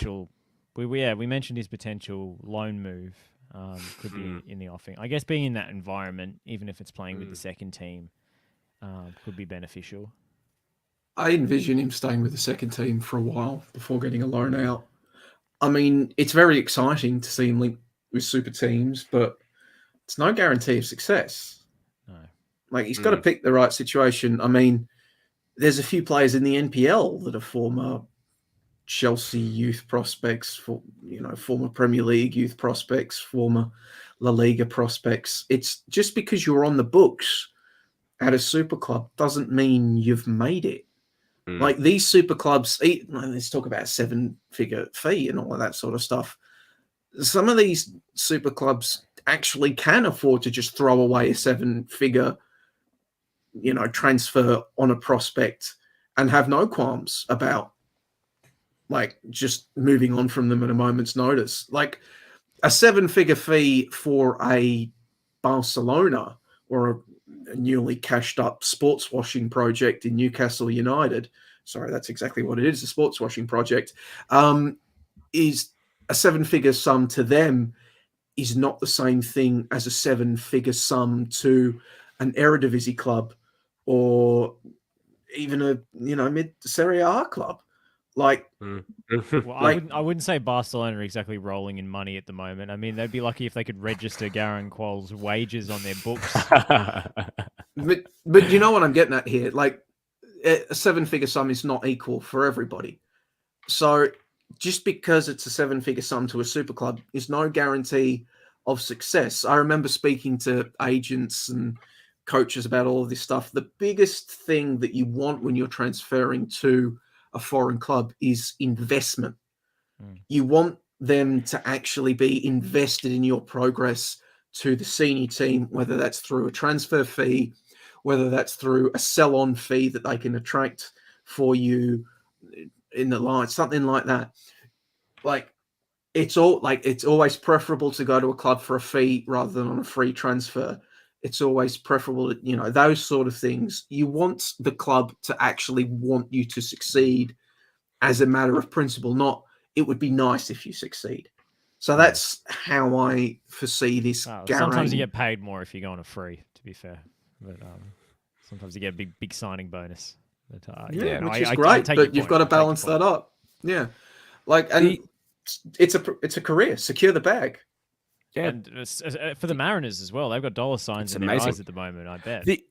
The only thing that I hold a bit of reservations about as well is, I mean, if he's going to a big club, he's only played 9 games of football. Is that big enough of a sample size? Plus an exhibition game that's 10 games of senior football. Sorry, he hasn't played that there his whole life. It's not a Santiago Munoz situation, but it's a 10 games of senior football. Is that enough of a sample size? I mean, he's been brilliant in that spell, but Did he actually start any of those games? I don't think he started any of those games off the top of my head. But I mean, he had 10 amazing appearances. Like, he was sensational in most of them. So I am just very, very curious to see what the next move is from here, because he's going to have to keep playing, and I don't know. I really don't know. I think even if this move doesn't come to fruition, as he said, he's just chilling, man. He's chilling. He's not fussed either way. I mean, at this point in time, by what he told Vince, if he sticks around the Mariners, he'll get games. He'll probably play every week. I mean, he probably a good chance he might even start. Like, let's be real. So another year of development for him could be good for him down here. But if he makes that move, secure the bag, brother. Secure the bag, Central Coast. Like, it'd be good for them. So I'm very, very, very. I'm going to keep a keen eye on this over the next few weeks to see, I guess, what club he goes to. Because as Lazar11 has, kind of said in the comments, if he goes to Barcelona, God, like, how many youngsters have signed at Barcelona over the years, and it hasn't really worked out for them. I know that they've given guys like Pedri and Gavi who have come through, and it's worked out quite well for them. But think of someone like Ricky Pig, who's now playing in the MLS. So I don't know. I have my reservations either way. Ricky Push. Sorry, I got Ricky Push. I always get it wrong. I don't know how to say. Yeah, Push. Because he's Pudgy. Did you see his first goal, by the way? For I LA? did. It was very nice. I did want to add, like, none of the three of us are downplaying Garang's talent and potential. Absolutely. Like, he's obviously an incredibly talented player who's got bags of potential. I mean, Josh, I think a few months ago you were talking about why wasn't he getting called up to the under-23s team when Alua was, and all of that sort of stuff. And as I said earlier in this show, would not surprise me in the slightest if him and Alua get called up for these games against New Zealand, the farewell games, just to see. I think actually Vince wrote it in that article as well, so credit him, just to see what they do. None of us are downing that, but this is what we do on TNC. We try to analyze these situations and look at the potential ramifications of this move, and that is our question. He's got natural talent, real massive amounts of potential, but there's never anything guaranteed in football. And this situation, whatever situation he goes to, it doesn't necessarily have to be in the A-League men. Some players can go away at a young age and excel and thrive in a foreign environment. Maybe he stays. Like, we're getting some comments saying they'd like to see him stay with the Mariners, as well as your thoughts, Nick. It's a potential thing. Yes. There's no guarantees. There's no one right path. You just have to hope that there's long, hard thoughts around what is the best path for Garang, more than signing with Barcelona or the biggest fee. Because ideally, if he goes into a great situation, this 7-figure fee becomes a lot bigger, and those wages that he's on are a lot bigger when he signs his next contract, when he gets his next move. That's the moneymaker. This move isn't the moneymaker. It's the next move and the move after that really, sets you up for life. Well, let's hope it's not like too many moves. Otherwise, we might see him do the full circle, and we don't want to see any situation where he gets loaned out and transferred off and farmed off to too many clubs. Just on that, Joey, in terms of Alu, sorry, Josh, just a quick little thing. If Garang and Alu get called up, geez, imagine the furor from some parts of soccer Twitter, because if Christian Volpato doesn't get selected and Garang Cole does. No, I'm just saying, because everyone will say, well, you called Garang Cole up. Why didn't they call up Volpato all those months ago as well? So there'll be some people that will probably bring up that comparison. See, so you complain about us running the meme into the ground and then you bring it up on prompting. No, but I'm Bring it just upon saying. yourself. I'm just saying that there will be people that will probably ask the question. Like, let's be real. There probably will be. So I'm just pointing it out before it happens. No doubt inspired by you bringing it up, just saying here, Nick Devano. I'm just glad Look that at him. I can't tell if he had he frozen. was frozen. My No, I guy wasn't hadn't frozen. moved. I sat. Somebody turned the 2 sec- microwave on. Let's talk Aiden Hrustic while we're talking about big moves. Signing for Hellas Verona in Serie A after his move to Eintracht Frankfurt didn't quite work out. But another Australian playing in Serie A for the first time in quite some time with the senior squad, I should hasten to add. Nick Dabano, what can he expect to find at Hellas? What kind of situation is he going to be walking into? I am extremely bullish about this signing. I am all in, guys. I am Pushing your chips into the middle of the Yeah, table. my chips your are yellow all and in. blue chips. I am very bullish about this signing for a number of reasons. Firstly, for Aiden's development, he's going to play. That's the first thing. He's going to play for a good club. Hellas Verona have sort of solidified themselves as a Serie A team. They're not necessarily a side that's battling relegation, even though they've had a bit of a shaky start to the season, but not necessarily a bad start.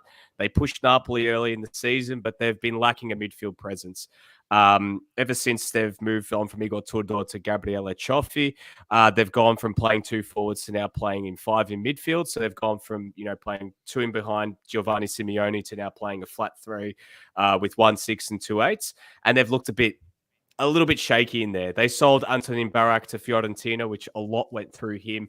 He's kind of a polarizing player. He's a goals and assists merchant. So Josh, you'd love him. But I think that it's good. I think that Hrustic is the quote unquote replacement for him because Barak moved earlier in the week. Hrustic comes in. He's got the number 10 jersey. So if you want as much of a big endorsement, Hellas Verona have given him the number 10. So it looks like he's going to be thrusted straight in. And the style of football they play is Hellas Verona like to get on the ball. Like, this is a team that doesn't sort of shy away and play counter-attacking football and like to necessarily cede possession. They'll take it right to teams. Like against Napoli match day 1, they took it right to them and tested them all the way through. I'm just double-checking. If it was Napoli or Lazio, I'm just having a bit of no, it's Napoli. They play Lazio next week. And they lost that game 4-2. They were really competitive. And then since then, some indifferent form, a 1-1 draw against Bologna, a 1-0 loss against Atalanta again, where they took it right to them. They actually created nearly as many chances as them. They battled them right to the end, and a 1-1 draw against Empoli. So I'm very curious to see whether he gets a start against Sampdoria tonight. That game's at 2 a.m. if anyone's interested, or if you're listening on the pod later, go back and watch the game if you haven't. I think it's going to be really curious to see whether he starts. But I think as time goes on, if he doesn't start in the first game, it's a matter of time before he is. And I think that this is the perfect move for him. It's a mid-table Serie A side who he will play for every week. He'll get those important minutes going into Qatar, and then beyond that, going into the Asian Cup and everything else. So I am really excited about this deal. And I think that, it's the perfect kind of environment for him because as well, Hellas Verona, they do give these guys opportunities. They want to play football. That's the most important thing. Is they want to play football, and it suits Hrustic's skill set perfectly. Yeah, and if they're a side who can get the ball high up enough on the pitch, Hrustic is a guy who likes to have cracks from range. He's in like the 99th percentile for shots among midfielders in the Bundesliga based on his limited sample for Eintracht. So he pops out with some of the metrics. He shoots on sight, Hrustic, and if they're a side who can facilitate those kinds of opportunities at the top of the box, could say a few goals. Yeah, absolutely. And it's great just to see, I mean, as Geraldo's mentioned, that we've got a Socceroo just being in culture again. Absolutely. It's great that we've got, these players getting opportunities in Big 5 leagues, and the fact that now Hrustic is going to play. Like, I mean, at Eintracht Frankfurt, he was always sort of on the cusp, always on the periphery, always on the outside looking in. So it's good to see that this move has happened and it's worked. It's hopefully it works out for him. And I'm very confident that it will. And Josh, you mentioned in terms of shooting on sight, I think that if he can fit sort of if they could sort of tailor that midfield three to sort of allow him to get bit more forward when they're in possession and sort of the way they go with their 6 and 8, I think it will work quite well for him. It just depends who he's playing alongside, though. I think that's the most important thing. Who the other 8 is, because he won't be playing necessarily as a 10 unless they do change system and go to 2 forwards. But they probably won't, because they've been going with Kevin Lasagna, amazing name, and Thomas Henry up top. And if he's alongside, whether it's Ilic or Tameze, he probably will get that more license, because they're more box-to-box midfielders, and Hrustic is sort of that more marauding player. You want to get forward and you want to get him in those areas. So excited to see how that one works out. If I'm talking about disappointing move that didn't happen, if we're keeping on the Aussies Abroad sort of theme, I am a little bit disappointed that at least at this stage, talking about a name we just mentioned, that Volpato didn't get a loan deal. There was a lot of links to him going to Sassuolo and Salernitana at the latter stages of the transfer window, and the deal didn't actually happen for him. So he's going to have another season playing, or at least half season playing in Primavera. So it's good he's going to still be playing minutes per se and still be close enough to Roma's system. But the fact now they've signed Dybala and, they've sort of sold Felix Afenajan, which might work okay for him, but they've signed Andrea Bellotti. It's going to be tough for him again. So I'm hoping that he can get that loan deal in January, but I'm very surprised it didn't happen. I thought there would have been teams queuing up to get him in, even a City B side for a season or a lower City A team. So good news for Hrustic. Maybe not so much for Volpato, but I think that's a matter of time before we see him out on loan, probably in January, in my opinion. Before we go to the most important point of the night, which is the MPL chat, with the Victorian takeover of this show, should we talk Ange? There's another player that's secured a move as well, we should mention. Tyrese Francois. Oh, yes. Securing a loan move. So he got his Premier League minutes, so he's forever a Premier League player. But now he is off to the HNL. Has joined HNK Gorica on loan for the 2022-23 campaign. I did see quite a few people confused around. It seems like a rather weird loan, Fulham to the HNL to Gorica, but I think Fulham actually have a relationship with Gorica, hence that loan move. But and he's replacing another Australian in Anthony Calick, who's gone to Hajduk. So probably moving to Hajduk, the bigger move than Gorica. So. The other deal, just quickly, is hopefully be announced soon, is Massimo Luongo to Reading. I mean, Reading, they're currently leading at the moment in their games. So on the live table, they're actually second in the championship. So if that deal comes off, great move for him, because if he could stamp himself in this Reading team and they continue this form throughout the season, who knows? Who knows what this could mean? We could have another. I might be counting my chickens very early after only a month and a half into the season before they hatch, but maybe another Aussie in the top tier. So hopefully we could see Mas Luongo playing some football, and I think that's a good landing spot for him at Reading. I should also mention, I thought he'd already played for Reading before, but it's actually just the blue and white stripes of QPR that was in my memory. And Sheffield Wednesday blue and white as well. That's true. I mean, yeah, Mas Luongo, he only plays in 2 colours. Should mention that at Gorica, he will Francois Calick is gone, but Denny Juric is still there. And in fact, Denny Juric got a goal in their most recent game. It was a loss to NK Varazdin, 2-1 loss, but grabbed himself a goal and then got red carded for a second bookable offence in the 93rd minute. So the highs and lows of football with Denny Juric. Just a quick one, guys, just on this. Alessandro Circati, just on Tim Knott's point in the comments here with consecutive starts. Great to see.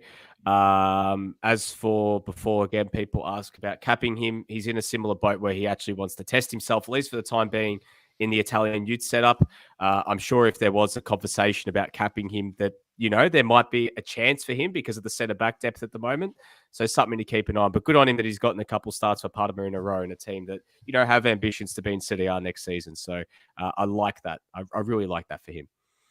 Well, if the Socceroos are having issues with centre-back depth, I could certainly suggest somebody that, might help them out.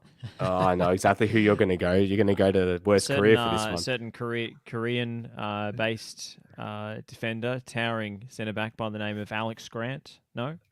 Wrong one? There's a different one. Played 90 minutes again recently. Unfortunately, 1-0 loss to Gang One FC. But and in fact, unfortunately, Joey, I'm going to have to ask you to take this obsession that you have, build a Dell bridge, and get over it. I think he's a better player than what a lot of people think he is. People like to go on about his discipline and all that sort of stuff. He's only got 3 bookings on the season, 3 yellow cards. It was like having Hagrid in the press box every week. Delbridge played for Melbourne City. Joey just saying, "You're a wizard, Harrison. You're a wizard." It was that, and then you should have seen up. It was Kolakovsky. There were proud dad moments of Joey standing there with his phone out when Kolakovsky would do something. And Harrow and I was like, "Look at him. He looks like a dad. Like he's taking photos of Kola as he's holding." I think it was after the grand final in 2021. Proud dad. You mean when I was taking photos of the entire presentation? Oh, it looked like you were taking photos of Kola. The camera was you know. He's in your Del Boy stable. He is in the stable. It's a stunning endorsement for Stefan Kolakovsky. Stable. I've got Delbridge, Kolakovsky, Genre. Who else is in my boy stable? I don't know. You tell me. It's your stable. All former Melbourne City players, I notice. Interesting. Let's talk about the old firm. But while Joey tries to remember which players he barracks for relentlessly, let's talk about the manager that Australia barracks for relentlessly, Ange Postecoglou, continuing his old firm domination. 4-0 win over Giovanni Van Bronckhorst's Rangers. Continues to break records and gain admirers, Ange Postecoglou in Scotland, and Lockie Flanagan. Agreed, Lockie. Forza Milan, another big game from Olivier Giroud. For the benefit of the podcast listeners, Lockie Flanagan saying we all have our blind spots. Del Boy is Joey's. Mine is the greatest striker in the world, Olivier Giroud, and also anyone who's Scottish. That was my addendum. But Dirk and Kurdar's in my boy stable as well. Ooh, really? Those stocks have fallen slightly. Once you're in the stable, you're in the stable. Okay. Celtic. Any thoughts on Celtic Rangers? And this, they're playing the SPL in easy mode now. Like they have to up the difficulty. Like they have to go to professional or something or world class. It's getting too easy for them. Indeed. The big thing for them is going to be the Champions League. Wednesday's going to be huge. Madrid at home on Wednesday is going to be massive. Yeah, that's going to be good. I'm really looking forward to that. The guy used to carpool to training with Ferenc Puskas, coaching against Real Madrid. Yeah. What a week. Very cool. What a week for Ange Postecoglou. He wins the old firm, comes up against Real Madrid and South Melbourne in the grand final. Can't wait for the correlation.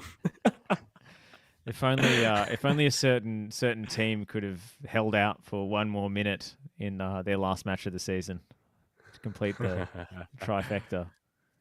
Yes. Certain blue baggers. Yes. Would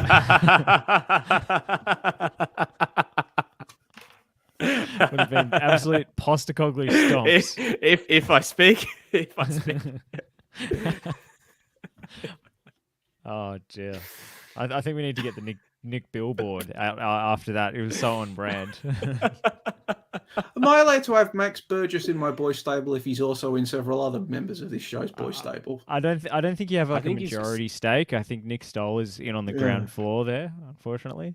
Wade Decker and what about Luke Giselle?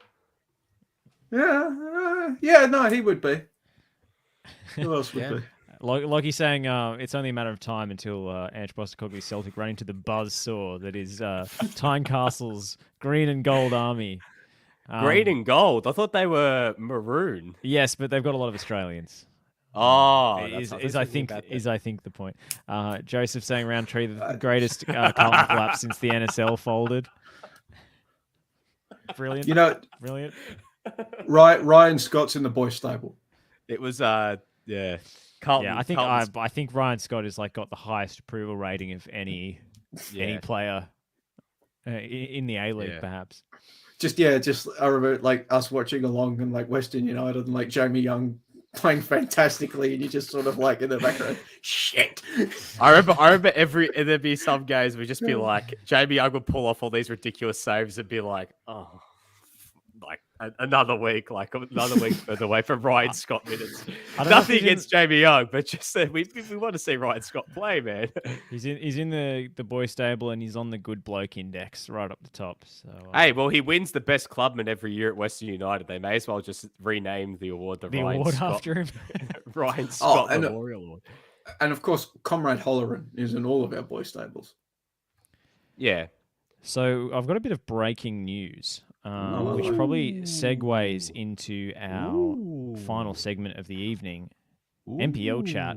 And Bentley Greens have just tweeted, following the completion of the 2022 season, the Bentley Greens have decided to go to market. Interesting way to phrase it. Seeking interest for the club's full-time senior coach role. They've gone out to tender, apparently. In doing so, the club has decided to worldwide search, a global part search. ways with senior coach Nick Tolios. What a strange way to say you've sacked the coach. That is very harsh. Fresh off winning the Doherty Cup, Nick Tolios out of a job. Yeah, literally won one of the 3 major pieces of silverware on offer this season. Made the round of 16 of the Australia Cup and they pushed Sydney FC right to their wits' end with so many injuries. This is a Bentley team. I know they crushed out in the first round of NPL finals, but this team was ravaged by injuries this season. That for me is I don't like it. I don't like it. I feel sorry for Nick Tolios. I hope wherever he lands, any team that gets him, you know what? That's the signing of the off season, fellas. I don't know where Bentley's going to go from here, but considering the cards they were dealt this season with injuries and you know what they were able to do, still make finals in a very competitive NPL Victoria and do well in the Australia Cup, win the Doherty Cup. That doesn't sit well with me. I think that's so harsh. I can't imagine he'll be short on suited. Yeah, I mean, he's going to be the most in-demand coach in the off-season now. Oh, absolutely. Yeah, plenty of clubs who'd love to have him. I mean, Melbourne Knights springs to mind as a club who needs a coach. Well, think about it. Melbourne Knights are probably the most high-profile of the lot, but you'd think there'd be other teams that just stayed up or in around that would be saying, all right, like, is there a chance to go get Nick Tolios now? And they'd throw the kitchen sink at him. Like, that's going to be an interesting one. Does an NPL2 team maybe throw the kitchen sink at him? Bulleen Lions. Curious to see if something like that might come about. But I think Melbourne Knights, I tell you what, if you're them right now, you've got to go get him. Go and get Nick Tolios. That for them would be massive. It could be huge for them. A team that hasn't played finals in so long. Got to get the contract out on the table. Let him write whatever he wants. Get him at the wheel. Nick Tolios to Melbourne Knights. I mean, but extraordinary decision. I think we're all in agreement. Pretty shocked by that. Great comment coming through from Antona saying they should hire Nick Stolios. I don't think they can afford to have a coach with such low ticker. I would be against that appointment. Tolios returned to Kingston from Lockie Flanagan. # bring him home. Well, I don't know what Kingston's plan's going to be after just staying up, whether they'll go back to with Contangalakis. But I am very, I'm shocked. But who did Bentley go get? Like who are they going to go and find? Well, they do spend. Like, Bentley will spend. Yeah, but like, who's available? Carl Stuart Robinson. Munro. Hey, it's closer to home than his last coaching appointment. So. He's currently the TD at Dandy Thunder. Yeah. Well, I mean, in terms of out of job coaches, I think, Fausto's looking for a job. I don't know. I mean, it's interesting. Like Bentley's, whoever comes in for Nick Tolios has got big shoes to fill, and if it doesn't live up to him, my God, it could backfire immensely. I know they're going to go out and they're going to get talent. They're going to retain much of the squad, but what are they going to do? Do they try to maybe former A-League men coach Scott Miller, coaches out in the southeast of Melbourne?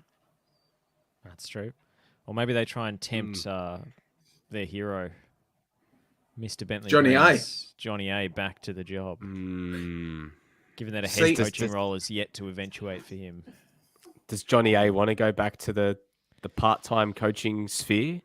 Yeah, it'd be a big sacrifice, that's for sure. You know, like out of free agent A-League men's coaches, like who's really there right now? Like that's available. I mean, thinking all the way back, Grant Brebner is available. We haven't seen him resurface since he got fired at Melbourne Victory. I don't know. I'm spitballing coaches who got fired recently. I mean, there's I'm assuming Carl Robinson's gone back off to back to Europe. I mean, I'm Paul spitballing, Robinson Joey. is not coaching the Bentley Greens. God, Hey, we should. Hey, could you imagine? No, Could we you should imagine? move on. We I should couldn't, discuss the actually. actual football before we get Yes, bogged yeah. down into it. If you want to chat more, no doubt, Nick DeBano and Lockie Flanagan will break down more of that on their Tuesday. NPL Victoria FNR show. Yeah, Tuesday night. Extraordinary news breaking. Just as we're on air here, but let's talk about the semi-finals or the preliminary finals, as Football Victoria were calling them. They're semi-finals. They can. Yeah. Sorry, but I Fudge don't off I don't with get why are we calling preliminary finals like it should just be elimination semi. Like, oh, sorry.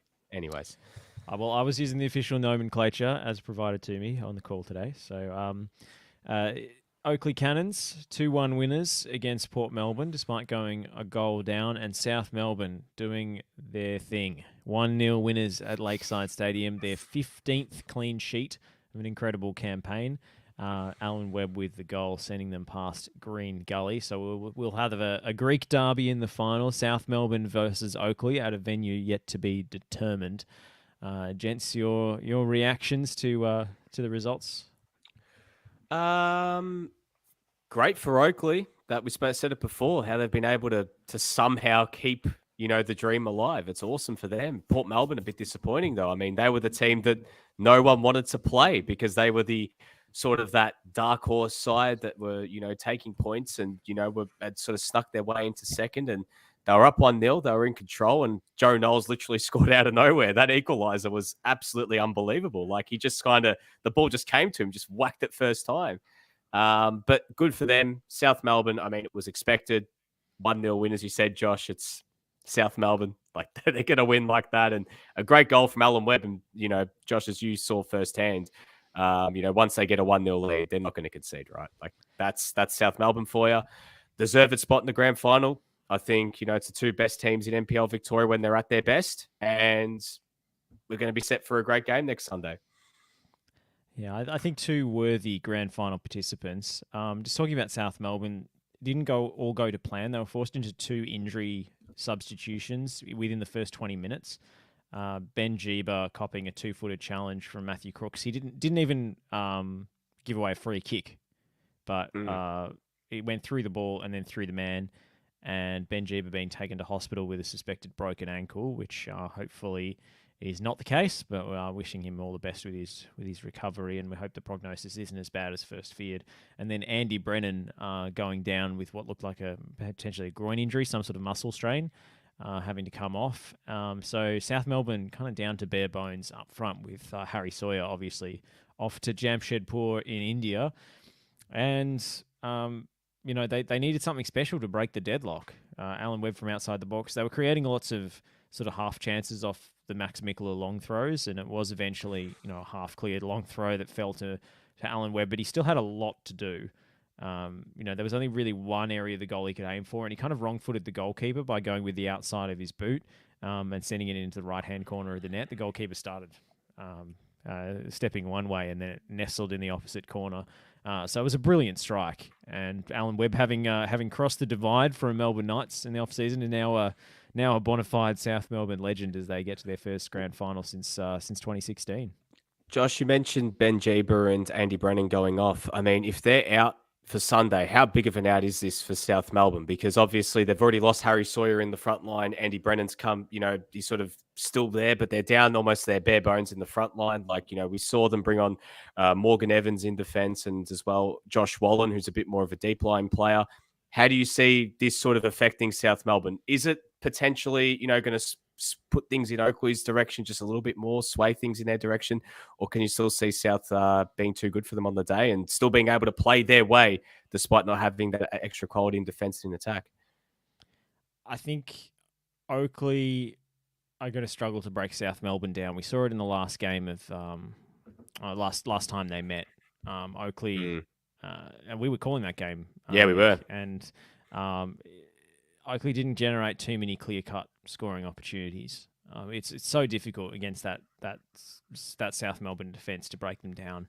Obviously, Lakeside, they play so well there. So the final being in a neutral venue, might change things a bit. Toros asking why the final can't be played at Amy Park. I mean, it is an option, but it's incredibly expensive to rent out. It's a six-figure sum we're talking about for a doubleheader. So our mail is that probably won't be at Amy Park, but we'll have to wait for announcement on that front. Brennan was intended as the kind of hold-up striker. He hasn't scored this season, which is incredible. I thought I'd made a mistake when I was assembling my stat sheet, but I double-checked it, and he's yet to score a goal this year. But he does a lot of other things that benefit his teammates in attack, and he was trying to fill in that number 9 role. They ended up playing Marcus Strohan as the out-and-out striker, which I didn't see coming. He did a serviceable job up there. Max Mikula is a force of nature, not just the long throws, but every time he gets on the ball, looking to deliver an early cross or run at his defender, he's just such a fantastic player. So he'll be a difference maker. Joe Knowles being fully fit. Andrew suggesting the MCG for a Sunday Arvo kickoff. Don't think so, but I think it's kind of a 50-50 game at the moment, given that South Melbourne have those injury problems. Oakley obviously have a heavy schedule, but a week break for them will be a rare rest, and hopefully they can get their bodies ready. Joey? I don't have too much to add before we get to the other NPLs around the country. Should be a fine occasion, big crowd, raucous atmosphere. It's going to be one of the things that's going to dominate the discussion heading into the week. Lewis Italiano playing for Oakley against Port Melbourne after being an emergency signing for the Cup. Proved to play in the finals as well by Football Victoria. I think it would behoove Football Victoria to reveal their reasoning behind that, because it's going to be one of the only things South Melbourne fans talk about throughout the entire week. Especially, and if you think they talk about it before the game, if Oakley win the grand final and Italiano has to make a single save, it will dominate the discussion as well. So I think it would behoove Football Victoria to get on the front foot with that. I also want to make reference NPL Women's Victoria Grand Final. It has now been set up. It will be Calder United facing off with FC Bulleen Lions in a rematch of the last Grand Final that NPL Women's Victoria was able to play back in 2019. On that occasion, Alicia Ecke for Calder, the lone goal, 7th minute, as they became champions of Victoria for the second time. Bulleen really sputtered this season at a level that the talent that they've assembled would suggest they shouldn't have done. But then you look at their team, they've had players in and out throughout the entire season. Maybe they're getting the band back together now. TJ Vlanic has left to sign with the clubs in Serbia, but Paige Zois is back after the Under-20 World Cup. Tiff Eliadis, after not playing since round 16, returned in their semi-final win over Heidelberg. So looking forward to seeing that game. But sorry if I'm taking over here, Josh, but I've got the other NPLs around the country up on the screen in front of me. NPL South Australia, because we also have Antonis in the comments. Their grand final is on Friday night, 8 p.m. Adelaide City up against the Adelaide Comets. They're at Service FM Stadium. As Antonis has put in the comments, Adelaide Comets playing in their 4th grand final in succession, yet to win one. They are the Buffalo Bills of NPL South Australia. So obviously Adelaide City, as Antonis had pointed out, the favourites in that one. So that should be an interesting one. That one will be, I think my old man might actually be going to that game as well. So that will be an interesting one. The champions of South Australia, Adelaide City, obviously a national 2nd division aspirant. So winning titles can only ever help with those sort of things. NPL Queensland's, their grand final will be on Saturday night. The semi-finals taking place yesterday and today. Brisbane Olympic downing the Queensland Lions. Olympic downing the Lions 3-2. And Gold Coast Knights, coached by Scott McDonald, defeating the Peninsula Power 3-1 today, setting up Gold Coast Knights versus Brisbane Olympic in that grand final. It will be Saturday evening, 7:30 p.m. at Perry Park. So that should be another interesting one to watch, if nothing else, to see which talent will be coming down to Victoria next season when we invariably pinch all of Queensland's best talent. NPL WA, their preliminary final, and it's an actual preliminary final because they've already played the semi-finals, will be on Tuesday this coming week ahead of the grand final on Saturday. Perth Red Star will be playing off with Sorrento, with the winner then moving in to play Floreat Athena in the grand final on Saturday afternoon. NPL, Northern New South Wales, I can't figure out what's going on with their season. Elimination finals are this weekend. Maitland won the premiership, it appears, finishing just a point clear of Broadmeadow Magic. Preston's Macedonian cousins unable to secure the premiership on the last day of the season.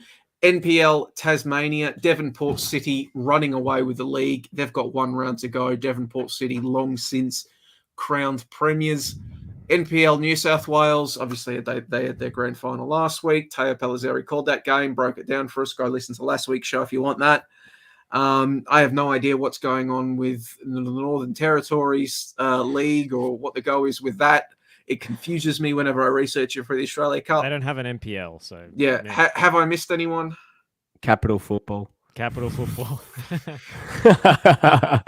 Okay. NPL ACT. I'm just trying to avoid accusations of Victorian centrism. They've got one round remaining, the last round of their regular season happening this weekend. Canberra FC already crowned premiers of that one. So there you go, Canberra, Croatia with more silverware in the bag already. Good stuff, Joey. Never accuse me of being Victoria only. Tokenism, that's what we need. Yeah, how many other podcasts that claim to care about the grassroots and the NPL and the Australia Cup actually break down the NPL and pay attention to it? Yeah. Get that one up here. So unnecessary. So aggressive. Sorry. We've been on the podcast for 2 hours. This is when all the just good Nick stuff Dabano channeling on Nick Dabano channeling Nick Dabano in the last round of the AFL season. Where'd you get that? Did you get that from Anna Harrington, who was in the box with me while that was all happening? Can we talk about... this is the comment. I was just scrolling back to find it. Can we talk about Pine Rivers Athletic FC avoiding relegation from FQPL 5 after a 5-5 draw with Clavo, don't know how to say that properly, FC on the final day of the season. How bloody good is football and promotion and relegation? Forza. Spot on, Jim. We love it. We love it. Keep your local football anecdotes coming, by the way. Well, I could just say they must have been dancing on the streets of Strathpine after that result. Honestly, going down that the main road there in Strathpine. As Joey frantically dancing down Gympie Road there in Strathpine, past the Hungry Jacks, past the Subway, past the KFC. It's a party on Gympie Road as we end. No doubt wanting to support local business, so they went to Hello Harry, the burger joint, there in Strathpine. Strathpine in dreamland, indeed. Joey Lynch, Nick Dabano, thank you for your company tonight. That wraps up the national curriculum here on ESPN, and we'll catch you again next week.